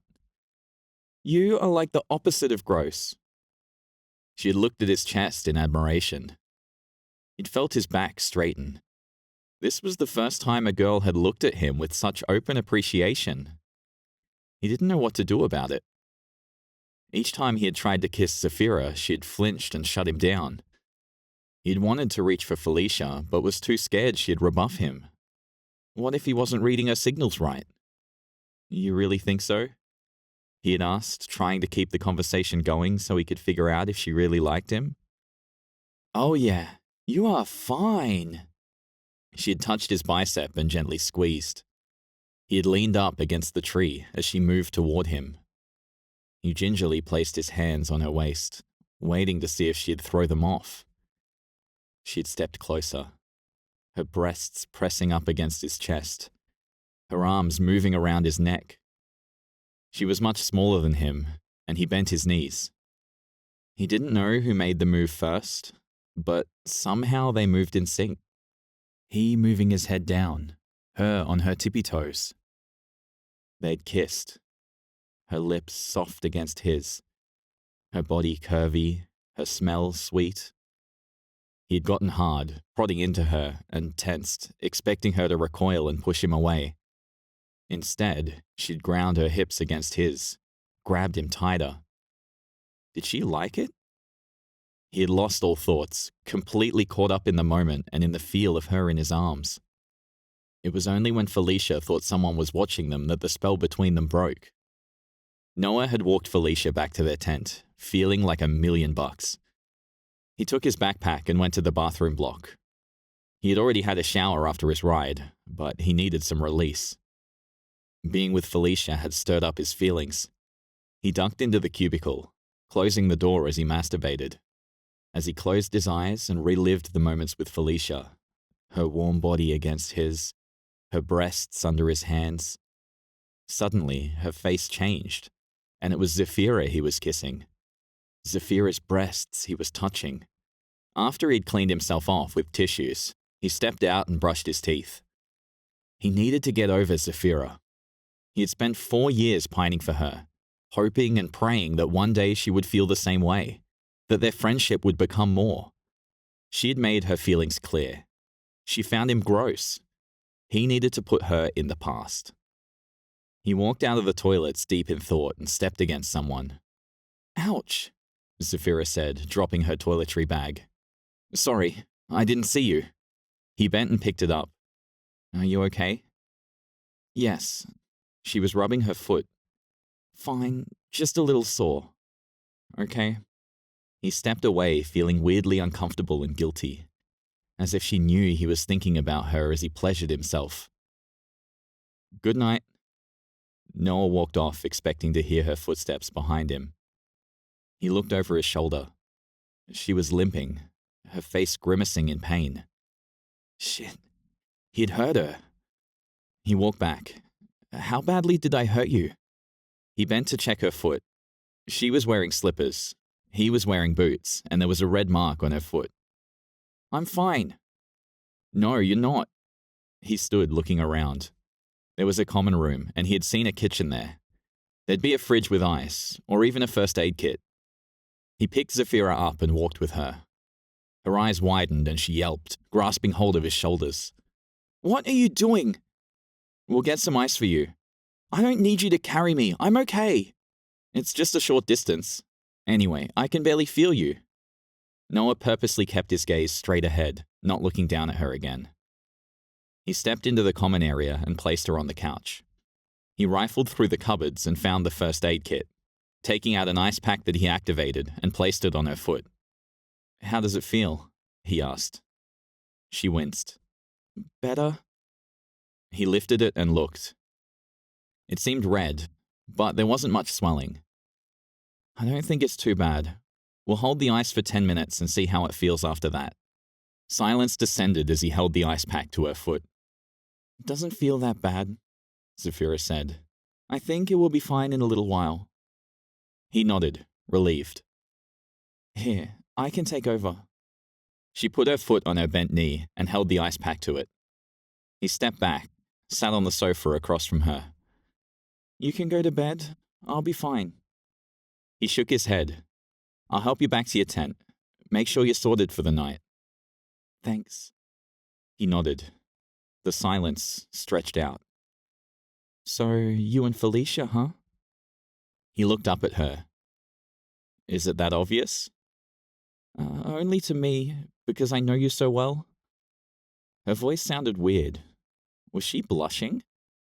He remembered the branch snapping, Felicia's insistence that someone had been watching them. Did Zephyra spy on them? "I didn't realize you were into her." Her hand clenched on the ice pack, the crackle filling the silence. The devil prodded him. He leaned back and crossed his arms. "You know what the song says. Love the one you're with. It's good to be with someone who doesn't think teenage boys are gross." Zephyra flushed, her eyes fluttering away from his. She had definitely been spying on them. "Don't you think it's mean to be with someone who likes you if you don't like them?" "Who says I don't like her? I like her just fine." Noah smiled as he remembered the feel of Felicia's soft breasts beneath his hands. "Do you like her, or just her boobs?" Zephyra demanded. She wiped the smile off his face. It was like she was reading his mind. I like her just fine. Okay, so does she have a brother or a sister? Noah searched his brain, trying to think about one thing he knew about Felicia. They had never really spoken at school about anything personal, just about school stuff when they were in the same class. Wait a minute. Why did he have to justify himself to Zephyra? Why? Are you jealous? No, of course not, she snapped. He looked at her closer. Shit. He'd just been stirring her, but her retort sounded like he'd hit a nerve. What should he do? He'd only hooked up with Felicia because he thought there was no chance with Zephyra. Should he cool it with Felicia and try with Zephyra again? How's your foot? He asked, wanting to change the subject. Zephyra looked down, wiggling her toes. Much better. She tossed the ice pack into the rubbish bin. He bent and picked her up. I'll take you to your tent. I can walk, she said breathily, wrapping her arms around his neck. He smiled. Her words said one thing, but her body another. She enjoyed being carried. He reached her tent and gently placed her on the ground, purposely keeping his arms around her torso so she hung in the air, pressed up against him. She looked at him and he saw it, a quick flash of desire, before she tamped it down. He slid her down, letting her feet gently land on the ground. There was a footstep to the left, and Felicia appeared out of the darkness. Noah? She called. Hey, Felicia. He stepped away from Zephyra. I was just helping Zephyra because she hurt her foot. He went to her and curved his arm around Felicia's waist, leaning down and kissing her hard. He wasn't ready to let Zephyra off the hook yet. If she wanted him, she was going to have to show it properly, rather than have him stop everything for her. Good night, Zephyra, he said, not looking at her as he walked Felicia back to his tent. Tell me about your family, he asked, loud enough so that Zephyra could hear him. He was going to show her he liked more than Felicia's boobs. Chapter 11. Zephyra spent the night tossing and turning. Noah had awakened something inside her, something she didn't know existed. She kept thinking about his large hands, the way he carried her, took care of her so tenderly. When he'd walked away with Felicia so casually, she'd felt so lost. She was used to commanding his attention. Was there a part of her that had always known that he was more into her than she was into him? A part of her that had enjoyed being held up on a pedestal. And now that he'd moved on, she felt lost. She'd taken him for granted, but now it was too late. He was with Felicia. As they rode that day, she tried to push away the thoughts, but she kept replaying images of their years together. Her 14th birthday, when her mother abandoned her to go away with a new boyfriend. Noah had invited her to his house. His mother had helped him prepare a small dinner party. They'd put up decorations, bought her favorite cake, red velvet, and had a birthday message written on it. In her 15th year, she'd gotten the flu. Her mother was in a new relationship and showed up every second day with groceries, but otherwise left Zephyra to her own devices. It was Noah who went to the video store and got her DVDs to watch. He borrowed books and magazines from the library, brought her home-cooked meals from home. When she thought of every major occasion, he was always there, taking care of her. She'd always taken it for granted. Even when she'd been undecided about coming on the bike ride, he understood and respected her choice. She hit the pedals hard, wanting to hurt herself as she remembered the way she'd called him gross after the incident on the bus. He'd been so hurt. She'd behaved like such a mean girl, no better than all the kids who bullied him. The tears dried on her face as she rode. At the end of the ride, she pulled up. Felicia and Noah were already at the refreshment table, arm in arm. Noah waved at her as she got off, but didn't walk over to talk to her and check on her. He was now caring for Felicia. Instead, he brought Felicia a bottle of water.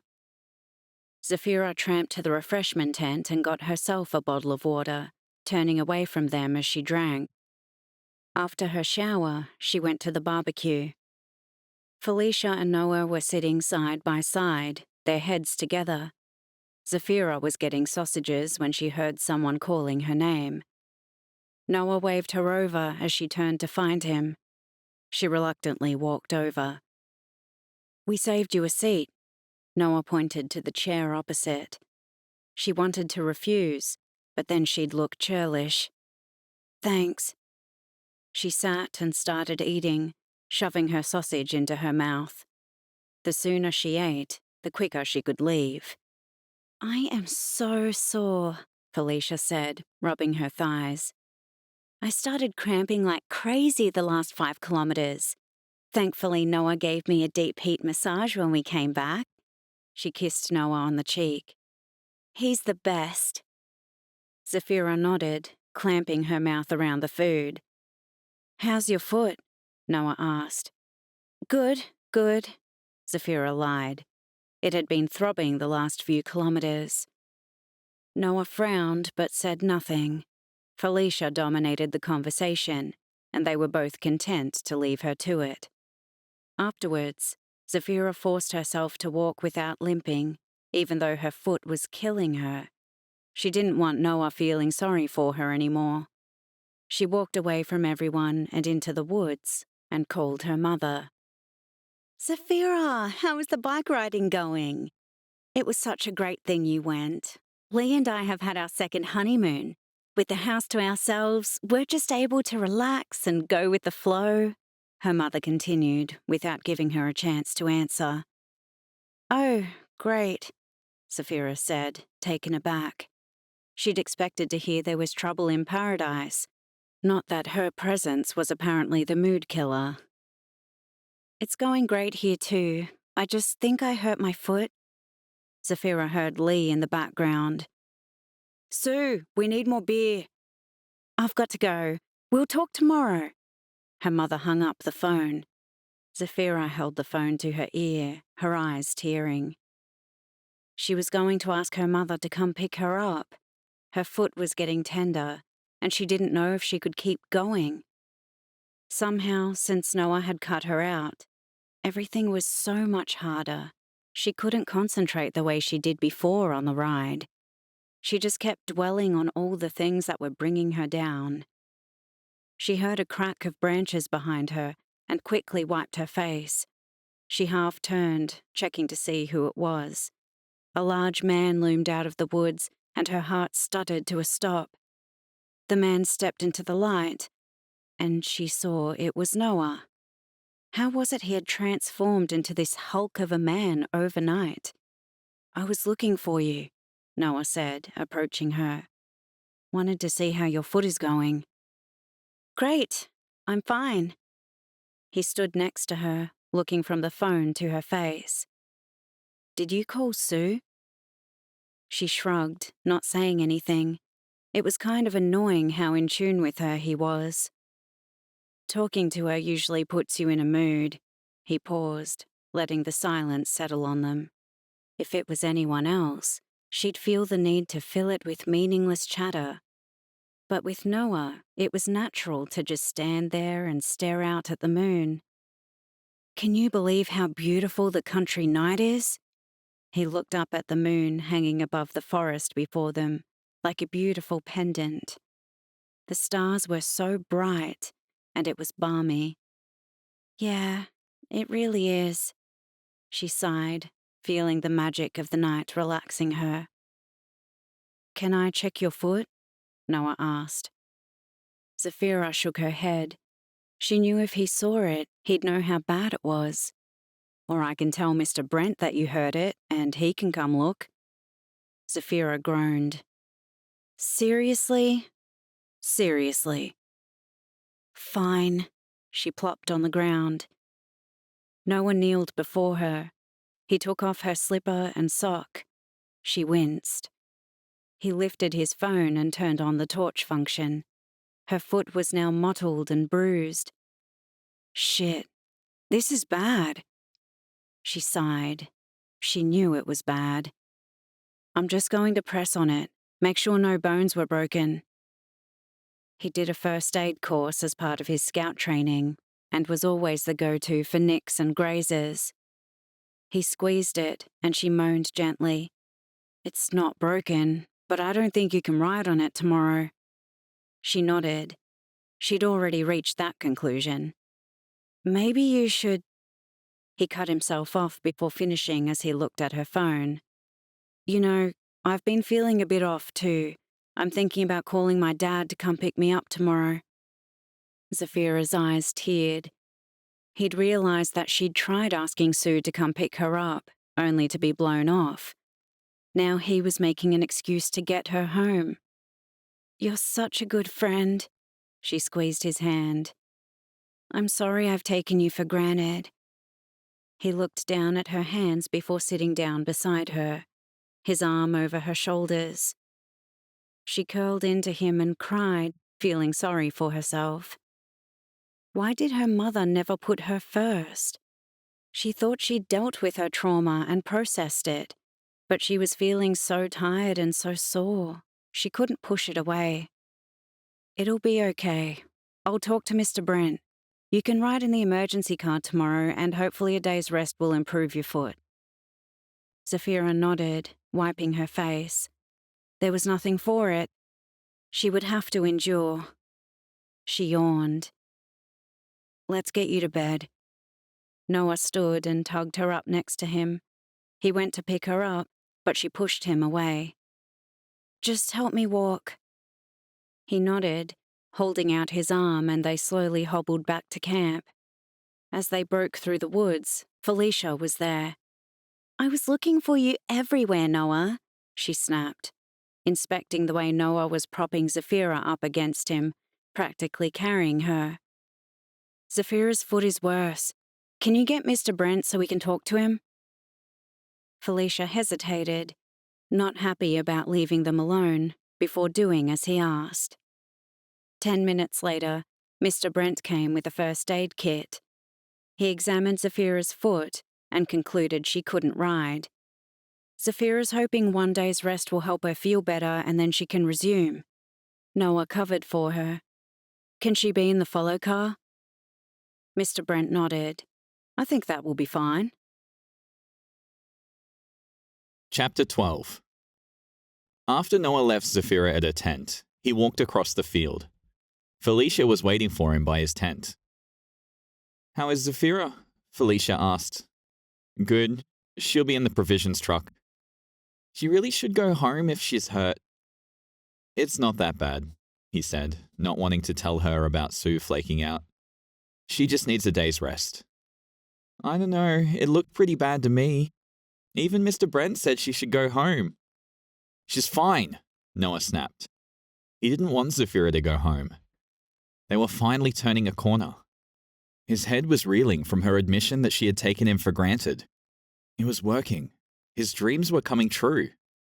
She was seeing him as something more than just a friend. Felicia stepped up to him, wound her arms around his neck. You're such a good friend, she murmured, kissing him on the lips. I'm so lucky to have you as a boyfriend. As Noah kissed her, guilt pinged inside of him. This was wrong. He didn't feel the same way about Felicia that she felt about him. Their first kiss had been so whirlwind, and then he continued it because of Zephyra's reaction. But they had spent the past 24 hours in each other's company, and in between makeout sessions he tried to have a conversation with her, only to find she was only interested in talking about getting her nails done or how much she loved the Kardashians. They just didn't gel together. There was no natural flow to the conversation, and their sense of humor didn't mesh. Felicia's hands moved down his chest and to his groin. Each time they made out, they got more and more physical, which he'd been into, but now he wondered if that was the best idea. He took Felicia's hand and stopped her. What is it? Felicia looked at him suspiciously. He didn't know what to do. He still liked Felicia, but he wasn't sure if he should pursue this. But then again, was he just thinking this because Zephyra had given him a glimmer of hope? I'm just tired, he said in the end. This wasn't a conversation or a decision he wanted to make right now.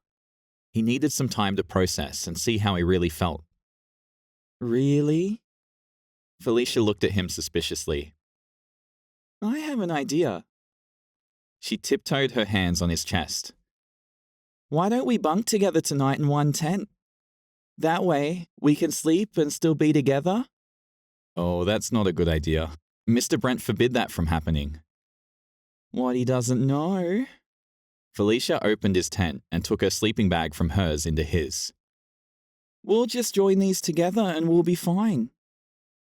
Noah hesitated, not sure what to do. He was tempted. Felicia bent over, the thought of them being together all night. But he also knew where this would lead to. If they continued the way they were going, they would go too far and there would be no way back. He had the condoms still in his backpack, tormenting him. He didn't owe Zephyra anything. She was the one who didn't want to be with him. If he and Felicia took things to the next level, then that was their business. But was it fair to take things to the next level with Felicia when he was getting the sense that this was just a temporary situation? He thought of his father, thinking with his dick and leaving messy circumstances behind him. Is that who he wanted to be? No, I don't think it's a good idea. I think we should be in our own tents. He bent and took her sleeping bag and put it back into her tent. Are you changing your mind about us? I thought you liked me, but now that Zephyra's needy, you're not interested in me. No, that's not what's happening. Zephyra and I are friends. I just don't want us to rush into anything. If this is something more, then we need to give it time to develop. Do you really believe that, or are you just waiting to dump me? No, I really believe that. We just need to spend more time together, get to know each other more. You're so sweet. She wrapped her arms around his neck. You're not like the other boys who are only interested in sex. Like my ex, he was just interested in one thing. He had suspected that she was more experienced than he was, the way she had moved her way around his body, and now he had it confirmed. There was a sinking feeling in his stomach. He wanted to be with someone who thought it would be special too. After she left, he zipped the entrance to his tent. He needed a time out to see what he really felt. He closed his eyes and was under. The next day, he packed up his tent and quickly walked to Zephyra's tent, Felicia watching him plaintively. Zephyra was packing up her sleeping bag, her movements slow and deliberate. She had dark circles under her eyes. Did you get any sleep? Were you in pain? He asked, taking the heavy backpack from her. No, it wasn't the foot. She sat on the ground. Sue? He asked. She nodded quickly. He hated how her mother destroyed her so quickly. Noah clasped her shoulder before rolling up her bag and clamping her tent together. He walked with her to the bus and placed her back on the trailer with her tent and backpack. They went to breakfast, the two of them falling into a peaceful rhythm together. Felicia joined them.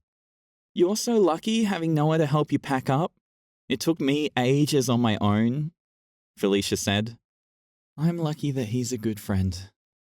I'm lucky too. He's a great boyfriend. Felicia pulled him down for a kiss. He kept himself stiff, letting her kiss his lips, his cheeks flushing, feeling uncomfortable with Zephyra there. When he broke off the kiss, he looked at Zephyra. She was looking down at her breakfast, not paying attention. After breakfast, he walked Zephyra to the bus and made sure she was on. When he was riding, it usually focused him, but today he didn't care about achieving his personal best. He kept to the back, regularly dropping to Zephyra's window. Felicia dropped back with him, watching him sullenly as he did a dab on the bike, making Zephyra laugh as he rode without using his arms. When they came to the next stop, he was one of the last ones to arrive. Felicia was waiting, arms crossed sullenly. Where were you? She demanded. I rode at the back. I wanted to keep an eye on Zephyra. Really? So she's more important than your girlfriend? He gaped, unsure how to respond. Felicia stomped off. He was relieved, aware of the fact that she was making a scene. He walked to the bus and helped Zephyra off. How are you feeling today? He asked. Much better. She looked down at her foot.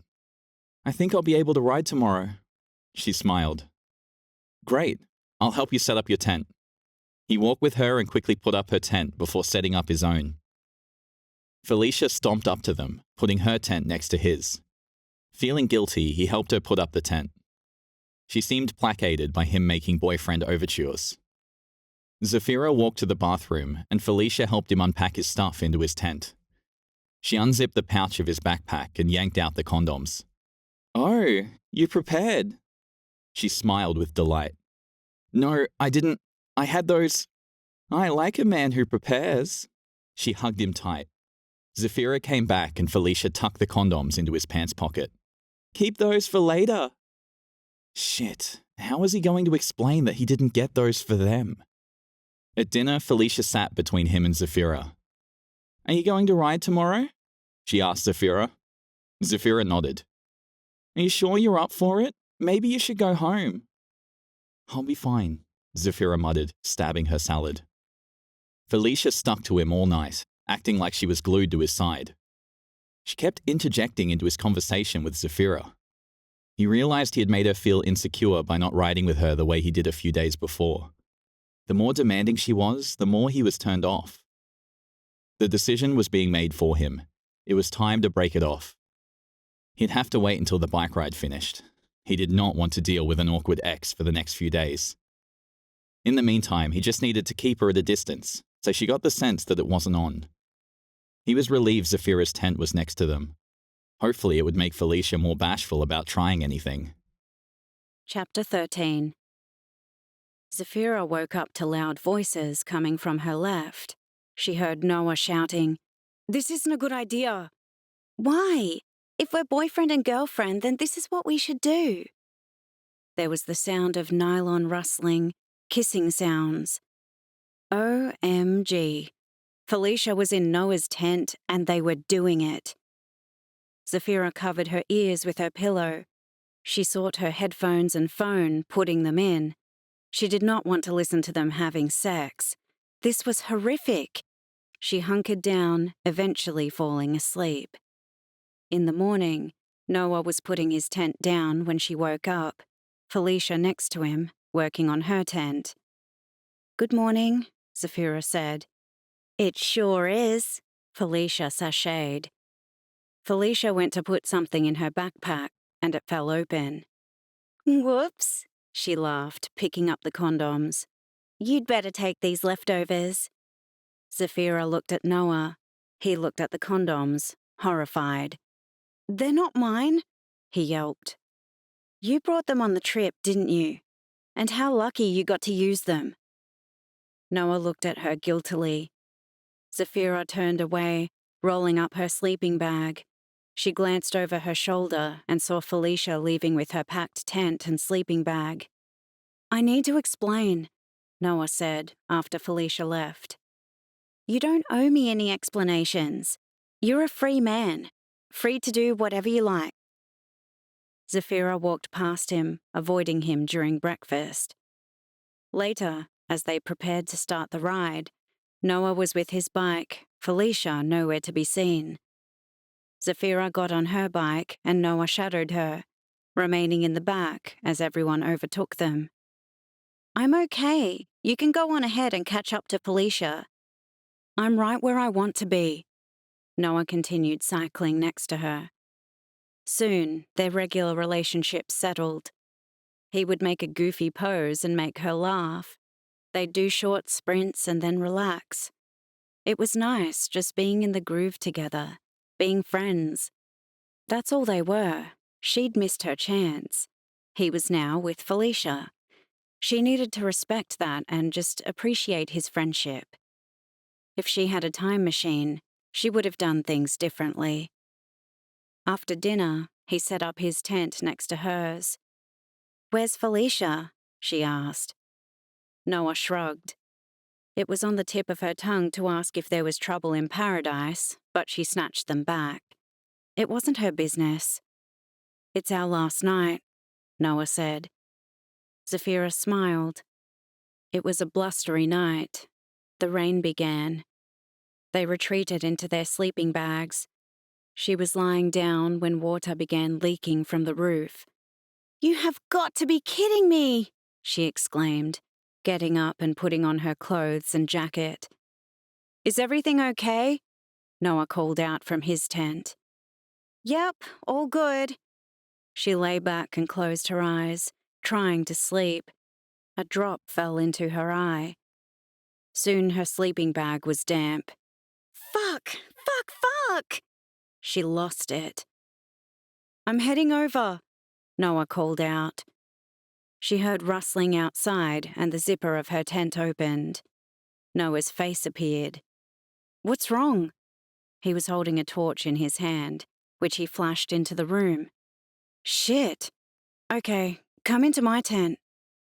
She groaned and threw her belongings into the backpack and walked barefoot through the damp grass to Noah's tent. "We'll have to bunk together."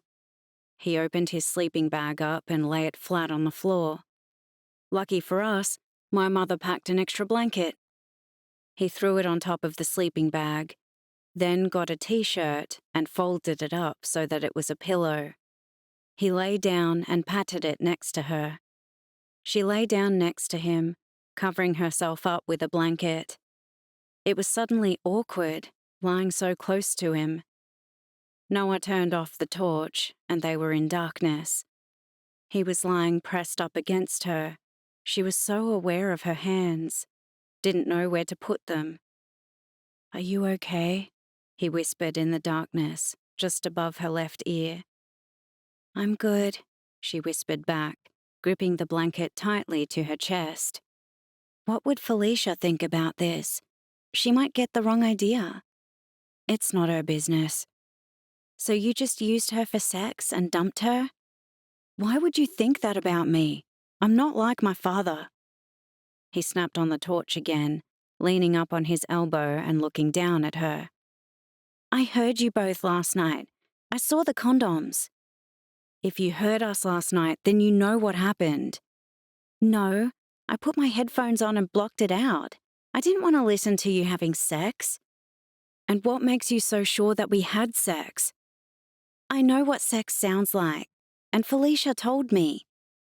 "So Felicia told you we had sex, and I told you we didn't, but you believe her?" "Oh, come on. Are you saying that you had a girl all hot and bothered for you and you turned her down?" "So that's what you think about me? That I'm no better than a dog in heat?" He leaped over her. "I need a breather. I'm going to the toilet."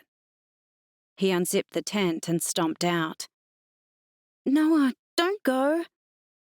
She saw tears in his eyes and felt guilty. She didn't mean to hurt his feelings. By the time he returned, she was droopy. "Can we talk?" she asked. "I'm tired. We'll talk tomorrow." He lay down, turning his back to her. They pressed their backs up against each other. She was relieved to have his warmth. She woke up surrounded by warmth, nestled into Noah's chest, her arm over his waist, his arm under hers. She wanted to lie here forever. The moment he came to, she felt a change in his breathing. His eyes fluttered open, and he looked at her, his blue eyes so full of happiness. She felt floaty seeing the joy on his face. "I believe you," Zephyra said, brushing his hair out of his eyes. "About what?" he asked. She reached up and tugged his head toward her. "That you didn't have sex with Felicia?" He smiled. His lips were about to touch hers when he pulled back. "We can't do this." He got up and got dressed. "What?" she asked. "Why not?" He didn't speak, just got dressed quickly and left the tent. She was packing up her tent, tears in her eyes. What had happened? She thought they were finally at a point where they were admitting everything, and then he stormed off. She was packing up her tent when Noah returned, a big smile on his face. "What are you doing here?" she snapped, crabby at seeing him so happy.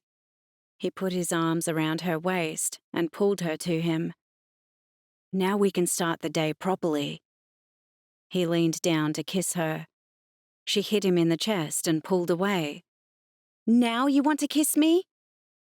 I had to end things with Felicia before we could officially start anything. I'm not my father. She smiled, wrapping her arms around his neck. I'm so happy. They kissed. It was like a romance novel come true. As their lips touched, the world receded, and she was filled with longing and desire. She couldn't believe it took her so long to realize that Noah was the one. He lifted his head, his eyes heavy-lidded. That was worth the wait. She slapped his arm and laughed. They walked together, arm in arm, with their bikes. Chapter 14. Noah sat on the bus, Zephyra's head on his shoulder as they lolled lazily on the drive back home. He was so content. The trip had been everything he had ever wanted, and he and Zephyra were finally together. He sighed to himself. You okay? Zephyra asked, looking up at him. Happy, he said as he intertwined their hands together and held them in his lap. Me too. Noah leaned his head back, catching sight of Felicia, who was giving him daggers. He sunk deeper into his seat, disrupting Zephyra. She looked up. Felicia? She asked. Noah nodded. He hated that he had hurt Felicia. He had genuinely liked her. It's just that he loved Zephyra. His arms tightened around Zephyra. She sighed happily against his chest. She'll get over it. Anyway, she should be the one apologizing for lying, Zephyra said harshly. I know, Noah said, even though he wasn't sore at Felicia about lying that they'd had sex. Whenever he remembered her distraught face when he had rebuffed her in his tent, a sinking feeling of guilt hit him. Felicia's eyes had pooled with tears. You think I'm a slut? She had uttered, her voice breaking. No, of course not.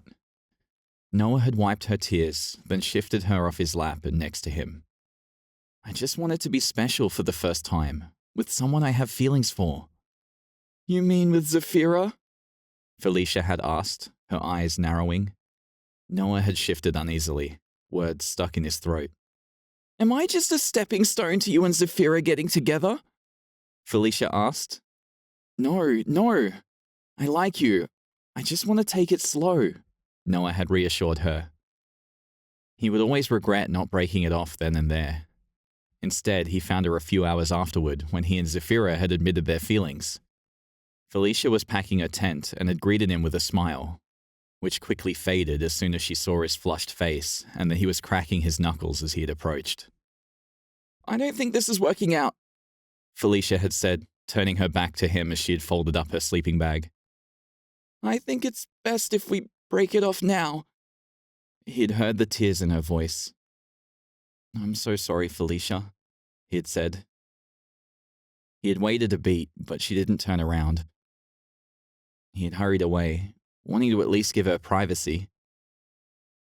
Now he rested his head against the bus headrest and closed his eyes, focusing on the good feelings. When they arrived back at school an hour later, he and Zephyra remained on the bus, disembarking last. He wanted to give Felicia a head start. Noah collected his things, looking around the empty car park. His parents had told him they'd be at school waiting for him. Zephyra put on her backpack and sat on her bike. You coming?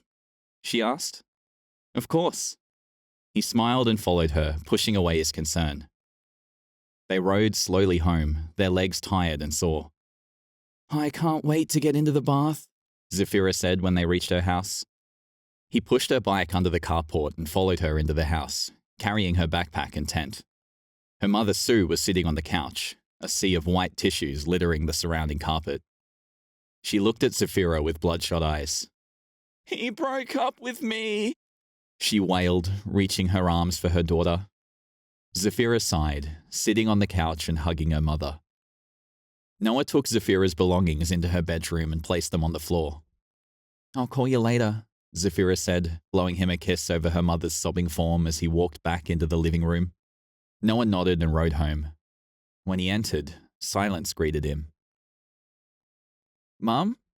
Dad?" he called. His sister appeared in the hallway. He's gone. Moved out to be with his slutty secretary.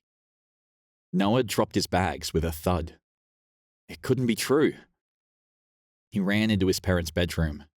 His mother was lying on the bed, the wardrobe doors opened behind her, revealing the space where his father's clothes had once hung. Mum, is it true? Noah demanded. Is Dad gone? His mother nodded faintly, still lying on the bed. Noah sat beside her. His sister stood in the doorway, her eyes red-rimmed. How could his father have done this? How could he have broken their family? Later that night, he was lying in bed when his phone beeped. He looked at the screen. It was a message from Zephyra. I'm already missing the quiet of being out in nature. He hesitated, not sure whether to respond. Noah had spent the afternoon comforting his mother and stifling his own emotions. He had called his father, who had picked up jovially and asked questions about Noah's trip, before cutting the call short when Noah attempted probing him about the breakup. I miss you. Zephyra sent another message. You're the only person who gets it. He clenched the phone tighter in his hand. She was the only one who got it. He typed, "Coming over." He collected the tent and sleeping bag that were next to his bedroom door and left the house. Zephyra was waiting on the porch, smiling brightly, until he was in the driveway and the porch light landed on his face, revealing his swollen eyes. What's wrong? She demanded, stepping down the stairs and running toward him. Dad left, he said gutturally.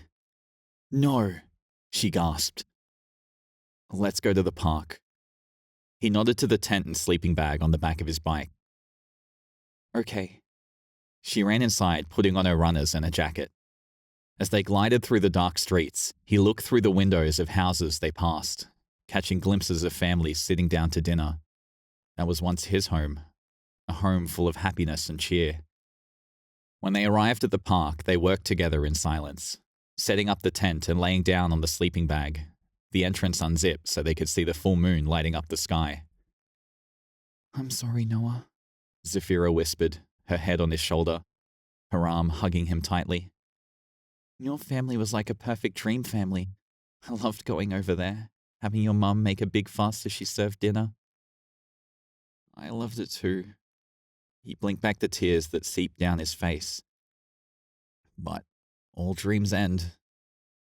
She hugged him tighter, and he felt a tear fall on his bare arm. He lifted her hand to his lips and kissed it. So that new dreams can begin. The end. This has been The Climb by Amra Pajalic, narrated by Alex Shea and Nina Nikolic. For giveaways, news, sneak peeks of upcoming books, and more, be sure to sign up for Amra's newsletter at amrapajalic.com.